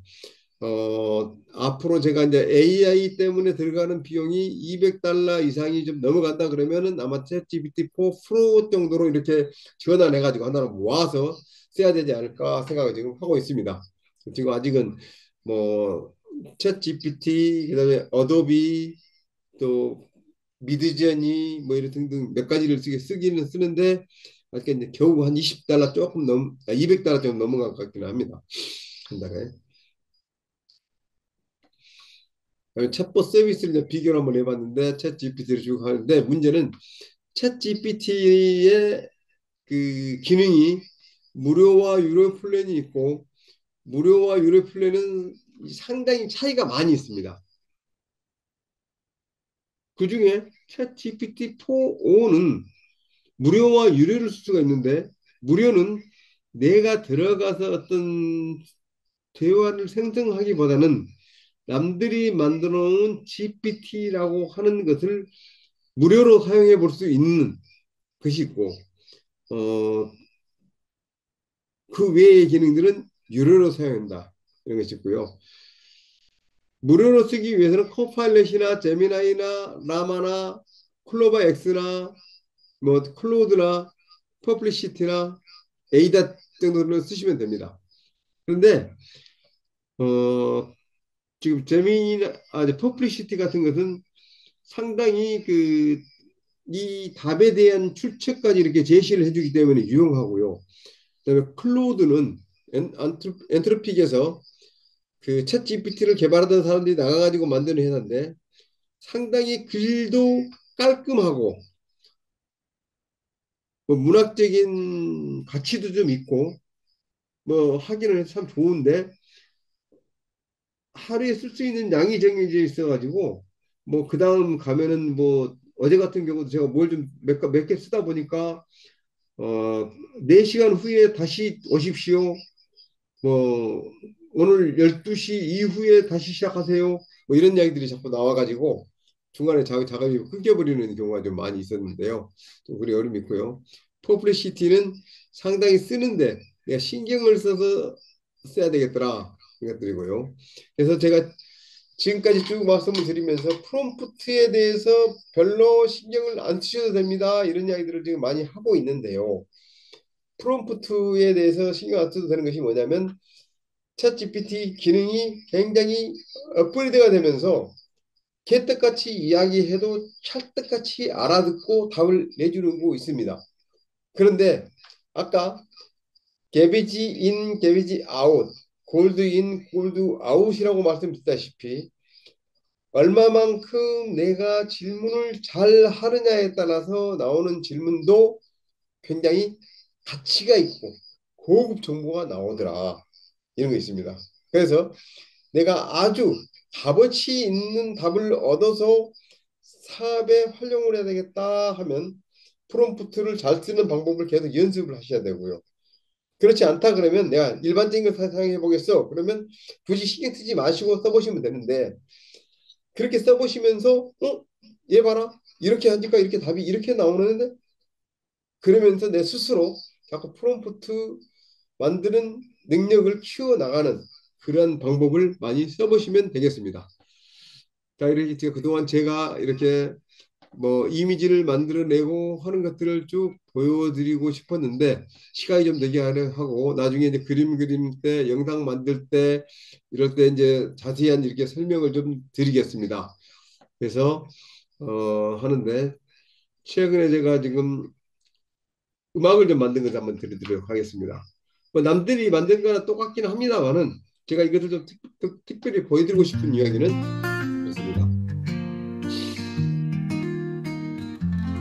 아닉한 공간 속 달콤한 향기 네가 앉아있는 조용한 창가 보드게임 위로 떨어진 햇살 굿불 한 조각에 담긴 설렘 넌 굿불 먹을 때가 제일 이뻐 수줍은 미소로 바라보다가 굿불 네 입가에 묻은 달콤한 가루는 사랑의 모양. 자, 이거는 저희 사무실 옆에 크로플 가게라고 하는 카페가 하나 있어서 항상 가면은 그 요즘에 나오는 인디 밴드 음악이라든지 이런 것을 저 자꾸 이제 내보내고 있길래 거기에 있는 특징을 몇 가지 넣어가지고 키워드를 가지고 이렇게 음악을 만들어서 오늘 갖다 줘봤습니다. 그래서 아우 너무 멋져요. 너무 좋아요. 아직 제가 이것을 제대로 만들려면은 뭐 비용을 얼마 내야 됩니다. 이렇게 이야기까지 이제 못 했는데 내가 거기에다 이렇게 광고 막 제작 문의해가지고 이렇게 그랬더니 예, 몇몇 군데서 이렇게 그 음악이 좋은데 어떻게 만들어야 돼요? 뭐 이런 이야기들을 하더라고요.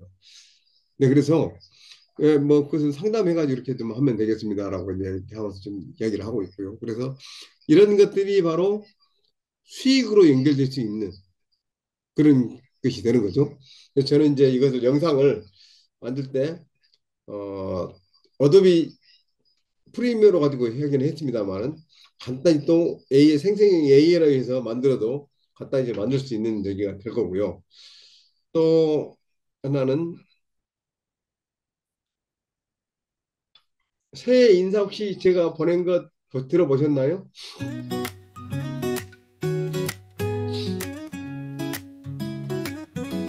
경영의 탄핵까지 한숨 쉬던 24년 노벨상 받고 매달 따서 웃던 날도 있었는데 환율 치고 물가 치고 속이 쓰린 서민들 그래도 우린 버텨냈지 응원봉 흔들면서 건강이 최고야 건강이 있으면 돈은 또 벌면 돼 건강이 최고야 건강만 지키면 행복은 따라와 가사다 난 이제 안녕 가사다 돈 2,500년 고금리의 고물가에도 우린 또 이겨낼 거야 정치는 또 뺄셈해도 우린 더 하기만 해 서로 힘이 되어 건강을 지키자고 자, 이렇게 해서 새 인사를 한번 만들어 봤고요. 하나는 좀 그러긴 합니다만은 제 자신에 대해서 이제 알리기 위해서 만들어 봤습니다.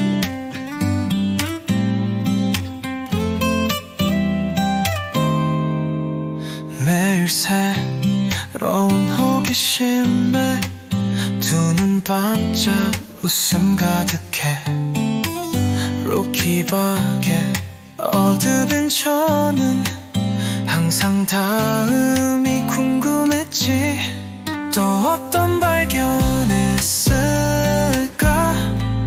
로키박의 오늘 하루 작은 것도 신기해서 기다렸었지. 세상 모든 신기한 것 항상 다음이 궁금해.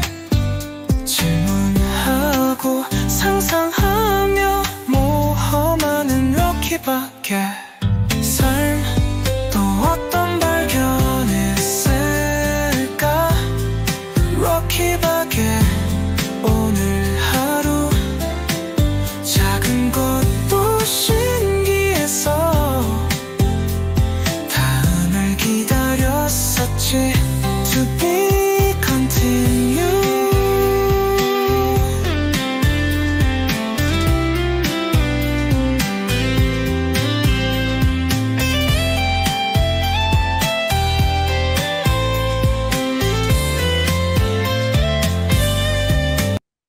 네, 이런 식으로 내 자신을 알리는 것도 괜찮겠다 싶어서 이렇게 좀 음악을 좀 만들고 영상을 좀 만들어 봤고요. 그래서 이제 이러한 것들은 이제 이미지 만들고 뭐 글 쓰고 이 하는 것을 간단히 이렇게 알려드리고 이렇게 할 수 있을 것 같습니다. 그래서 그 이것을 한번 이제 잠깐 이것만 하나 좀 보여드리고 갈게요.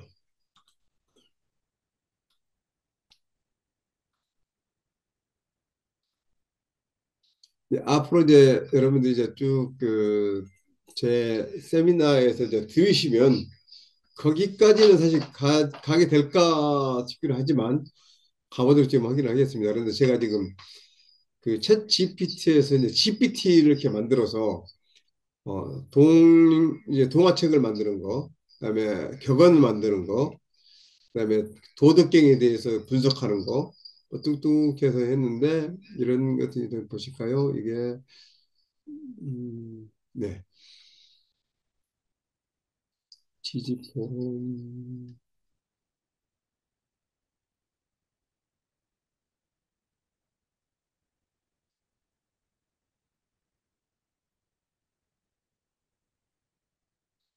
시를 분석하는 것이 있고 또 뭐 또는 어떤 특정한 주제를 가지고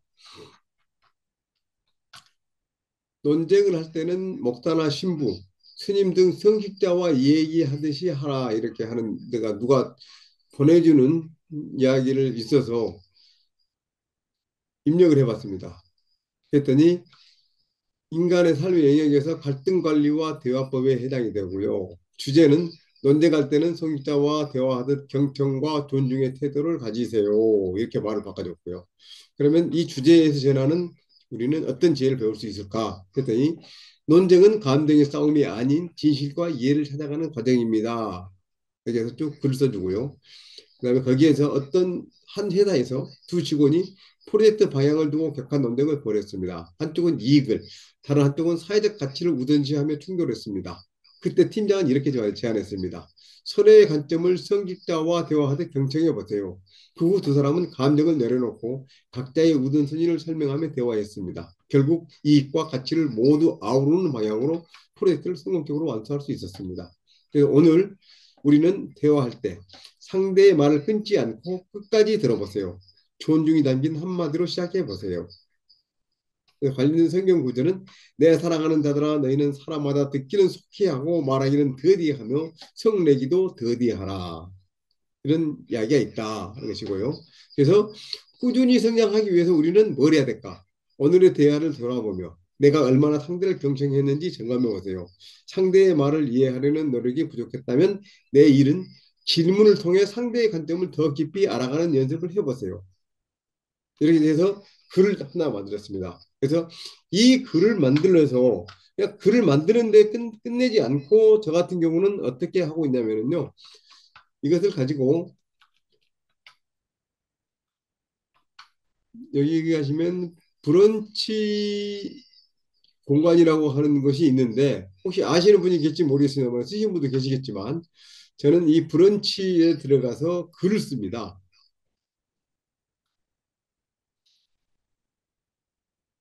저의 브런치 스토리를 쭉 들어가서 보면 이렇게 글을 쓰는데 여러 가지 이렇게 글 작품을 6가지 카테고리를 이렇게 만들어놨습니다. 성공보다 소중한 실패의 지도, 지지 포럼, 지혜의 넛지로 열리는 날, 2025년을 향한 AI 여정, 럭키 박사의 전파 이야기, 전문가로 노후 재취업 가이드, 따뜻한 꼰대의 소소한 인생, 뭐 이런 등등 해가지고 이렇게 책을 지금 쓰고 있습니다. 지금 6개를 지금 내고 지금 4개는 끝나가고 있고요. 이거 같은 거 지금 보면 조금 전에 이제 만들었던 것이 똑같은 건데요. 보면 이렇게 해서 만든 글을 가져다가 약간 각색을 하고 제가 필요한 부분들은 좀 첨가를 시키거나 뺄 것은 빼고 이렇게 조정해서 이게 12월 1일부터 매일 하나씩 글 써서 쭉 지금까지 지금 왔는데 지금 1월 2일까지 왜 이게 중간에 빠져버렸네. 29, 30, 31일 중에서 매일 하나씩 해서 이렇게 글을 써 오고 있습니다. 그래서 이렇게 공표를 하고 있죠. 그래서 오늘 지금 쓰는 게 리더십과 인성에 대해서 내면의 깊이를 쌓고 겸손함을 유지하라. 이렇게 해서 오늘 이 글을 써가지고 이렇게 해서 올려놨습니다. 이것이 어느 정도 되면 저는 한 달이나 2달 정도 이렇게 묶어서 책을 한 권을 내려고 합니다. 그래서 이렇게 내가 그냥 글을 챗 GPT를 사용해서 뭐 퍼플리시티를 사용해서 이렇게 만들어 봤어. 이게 아니라 어떤 목적을 가지고 이런 것을 한번 해봐야 되겠네. 그래서 그것을 모아서 어떻게 해야 되겠다 하는 걸 지금 하고 있는 겁니다. 그래서 또 이렇게 브런치만 하는 것이 아니고요. 또 네이버에 가면 어떤 것이 있냐면 이런 것이 있죠. 이렇게 네이버 프리미어 컨텐츠가 있습니다. 프리미어 컨텐츠를 가면 프리미어 스튜디오에 들어가서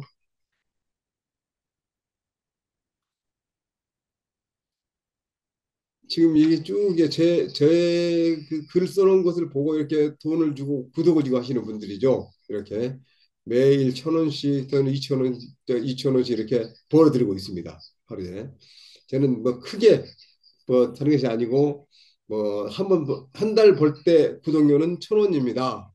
또 단편 볼 때는 1,500원입니다. 해가지고 매일 이렇게 글을 좀 쓰고 있는데요. 이 글을 써서 이렇게 내니까 컨텐츠가 지금 꽤 많이 쌓였죠. 계속 이렇게 쌓여 있습니다. 이렇게 글을 써서. 근데 문제는 이렇게 챗 GPT나 이렇게 생성형 AI 챗봇을 활용해 가지고 글을 쓰는데 그것을 그대로 가져다가 써버리기보다는 그것을 나의 스타일에 맞게끔 또 나의 이야기를 좀 갖다 써서 같이 이렇게 그 각색을 해서 이렇게 올려놓잖아요. 그러면 다른 사람들이 보면서 좋아하기도 하고 응원도 해주기도 하고 어떤 것은 또 지금 이번에 것은 뭐 그렇게 썩 그 호응이 없습니다만은 어떤 것들은 보면은 뭐 10,000개가 넘어가는 것도 있고 그래요. 그래서 이거 좀 이런 쪽으로 이렇게 이런 경우는 지금 담당을 넘어 국회를 지키다. 우원식 의장의 리더십 이런 거 2,300건 정도 맞네요. 또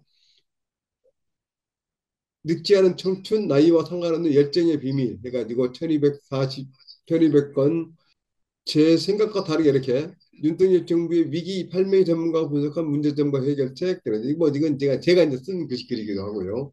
AI로 쓰는 것은 이렇게 이제 똑같은 시리즈로 해가지고 이렇게 글들을 써서 내려가고 있습니다. 그래서 이런 것들을 모아가지고 또 이제 그 다음에는 이걸 뭐 하냐면 유료로 해가지고 또 판매를 하는 또 사이트가 또 있어요. 글을 쓰면 어떤 게 있냐면 이렇게 유북이라고 하는 것이 또 있는데요. 유북을 한번 이제 보여드리고 이제 하겠습니다. 이 유북이라고 하는 것은 내가 글을 쓰면 전 세계 각국의 언어로 자동으로 번역을 해줍니다. AI가. 그래서 저는 여기다가 어떤 것들을 지금 만들고 있냐면 뉴북에 내가 만든 미니북 해가지고 멈출 수 없는 성장, 인생의 주인공 되기 위한 마인드셋 11가지 또는 넘어진 곳에서 시작하라 실패해서 배우는 재기의 기술, 기술과 혁신의 교차점 스마트폰 혁명의 시각과 교훈, 안정된 은퇴를 위해 준비하는 방법, 내가 겪은 직장 괴롭힘 원인부터 해결까지 실질 가이드, 긍정적 변화를 위한 7가지 인생 교훈, 성공적인 리더십의 필수 가이드, 뭐 이렇게 쭉 해가지고 지금 여러 가지 지금 책들을 이미 이렇게 내놨습니다. 그래서 이것을 보면 이거 한번 봐볼까요? 벌써 들어가서 지금 이 책은 꼭지가 하나 여덟 개 꼭지로 지금 구성을 했네요. 돼 있고요. 그래서 이거를 이제 읽어보기 들어가서 프롤로그가 이렇게 써서 이제 글을 썼는데 프롤로그 썼는데 이거를 보면은 지금 코리안 되지 않습니까? 근데 코리안 돼 있는 것을 클릭을 해가지고 다른 나라 글씨로 인도네시아로 이렇게 바로 바꿔줍니다. 여기 들어가서 번역을 해주고요. 또 이거를 프렌치로 또는 중국어로 바로바로 이렇게 번역을 해줍니다. 그래서 전 세계 독자들이 이렇게 보게 되고 이것을 또 연말에 가면 정산해서 놓치고 이런 것들을 해주기 때문에 내가 글을 써서 또는 이미지를 이렇게 만들어서 넣어서 또는 영상을 집어넣어서 이런 것들을 퍼블리케이션을 하면 자연스럽게 수익은 쌓여가더라. 이런 일들을 할 수가 있다. 이렇게 하시면 됩니다. 자, 오늘은 여기까지 한번 해볼까요? 그리고 앞으로 이제 3주 후가 되면 제가 이제 그래서 이런 것들을 이렇게 책을 써서 지금 현재 교보문고에서 판매도 하고 있고요. 교보문고에서 이렇게 책을 퍼블리케이션 해놓으면 내가 작가로서 등록이 되고 또 네이버에 인물 검색을 하게 되면 또 바로 나오게 되고 이런 일이 됩니다. 그리고 이러이러한 자격증들을 취득을 해서 내가 전문가로 활동을 할 수 있게 되고요. 그래서 지금 하는 세미나를 3주를 계속 들으시면 자격증을 취득할 수 있는 자격증을 드리고 그래서 신청을 하시면 자격증을 발급해 드립니다. 그래서 전문가로도 이렇게 활동하실 수 있는 기회를 드리게 되는 것을 드린다는 것까지 제가 말씀을 좀 드리고요. 그리고 작가로 등록이 되면 어떤 일이 있느냐 이런 건데요. 이렇게 자기 이름을 네이버에서 검색을 이렇게 하면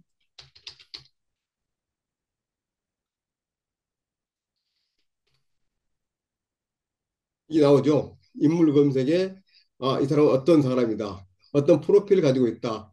어떤 상을 받았다. 자격증은 어떻게 된다. 활동은 어떻게 된다. 이런 것들이 쭉 나오지 않습니까? 그다음에 저에 대한 어떤 기사, 관련된 기사라든지 글들이 있으면은 또 줄줄이 따라오고요. 또 영상도 이렇게 따라오고요. 뭐 이렇게 자연스럽게 내 자신을 알리는데 어떤 그 레피티션이 쌓여 있는 거죠. 그래서 나는 어떤 사람이야 라고 하는 것을 내 스스로 이야기하기보다는 궁금하면 네이버에 들어가서 한번 이름 쳐보세요. 이렇게 이야기를 합니다. 뭐 저는 이게 1997년인가 이미 그 조선일보에 원래는 그 인물에 등재가 돼가지고 네이버에 등재가 됐었는데요. 그들이 이제 계속 이제 진행돼 왔던 거고요.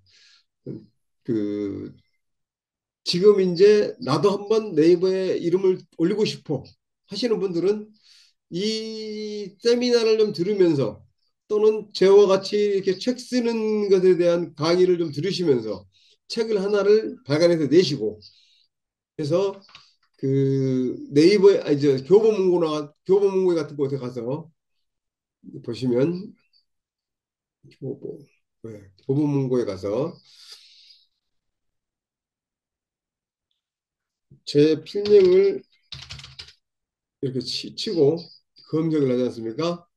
그러면 제가 써서 지금 판매하고 있는 책이 이렇게 인삼 그리고 구중구포 익삼 이야기, AI가 만든 각국의 패션 모델, 챗 GPT와 함께 만든 면접 최종 합격 전략, AI 프롬프트 활용집 챗 GPT 편 이렇게 아주 이제 판매를 지금 하고 있는 책들이죠. 이렇게 들어가 있어 이렇게 판매를 하고 있는 책이 있으면 자연스럽게 자동은 아니고 이제 내가 네이버에 인물 정보에 올릴 수 있는 그런 조건이 됩니다. 이렇게 한번 해보시면 되겠습니다. 지금 하다 보니까 지금 2시간이 됐습니다. 네. 혹시 한 7분 정도 남았는데 질문하실 것이 있으시면 해주시기 바랍니다. 교수님, 네, 말씀하십시오. 자격증 발급비에 대해서는 한 번도 얘기하신 적이 없어요. 비용이 있잖아요. 그런 이야기하는 게 좀 비용을 알아야 접수를 하죠. 그렇죠. 원래 그 2급은 그 신청 폼이 있습니다. 네. 신청 폼이 있는데 그 신청 폼에 들어가서 신청을 하시면 되고요. 구글 폼에 들어가서 하시면 되고요. 거기에는 어떻게 되어 있냐면 2급은 10만 원이고 1급은 20만 원으로 되어 있습니다. 대신 어, 발급비가, 네. 발급 수수료가.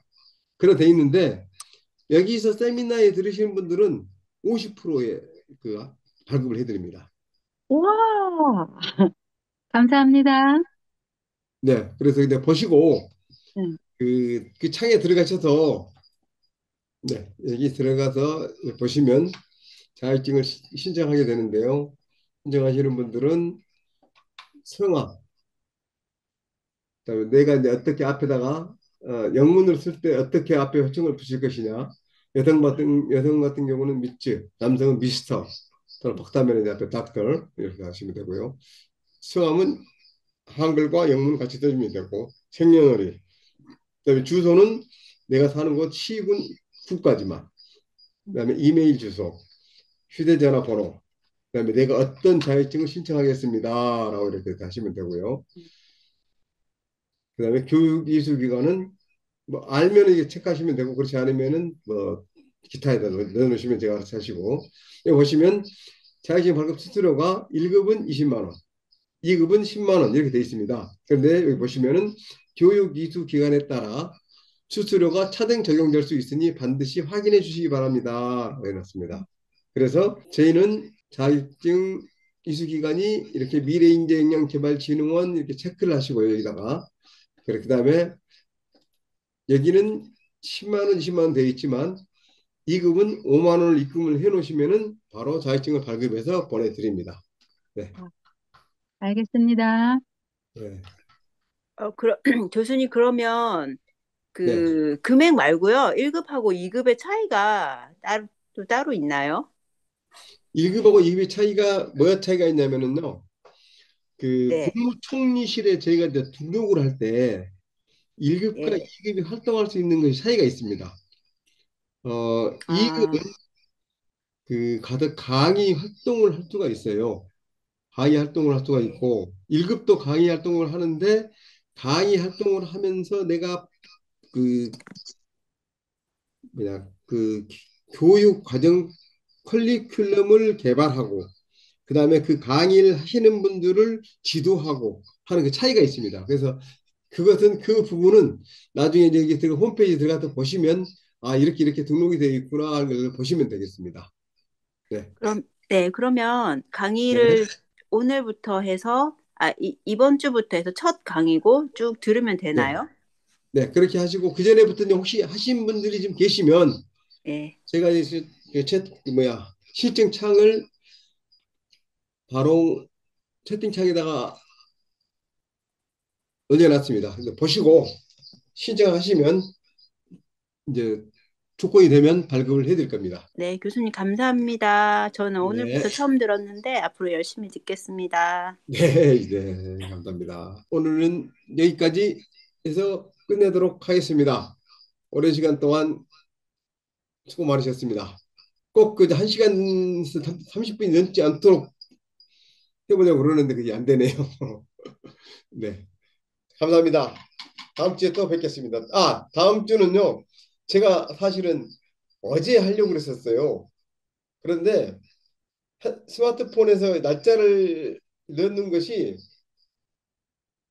1월 1일을 해야 되는데 1월 2일로 해버렸더라고요. 그래서 모르고 나는 어제 불이 나게 강의를 준비하고 이제 시작하려고 이렇게 봤더니 2일로 돼 있는 거예요. 그래서 깜짝 놀래가지고 어제 못하고 그냥 오늘 이렇게 하게 됐습니다. 다음 주부터는 수요일입니다. 그래서 미리 월요일쯤이나 다시 공지를 하겠습니다만은 한강 오시는 분들은 무조건 수요일 날 저녁 8시에 한다 이렇게 알고 계시면 되겠습니다. 그리고 또 알겠습니다. 교수님, 항상 그런데요. 줌으로 하는 것은 똑같은 링크라고 하시고 그 링크로 들으시면 되겠습니다. 네, 말씀하십시오. 알겠습니다. 교수님, 다시 보기 좀 오늘 거 제가 좀 일이 있어서 늦게 봤는데 다시 보기 할 수 있나요? 자리 보시기는 제가 해가지고 편집해가지고 보내드립니다. 네, 올려주시겠어요? 네, 네, 알려드립니다. 네, 고맙습니다, 교수님. 네. 네, 네, 감사합니다. 오늘은 여기까지 하겠습니다. 네, 수고 많으셨습니다. 좋은 시간 되시고요. 새해 복 많이 받으십시오.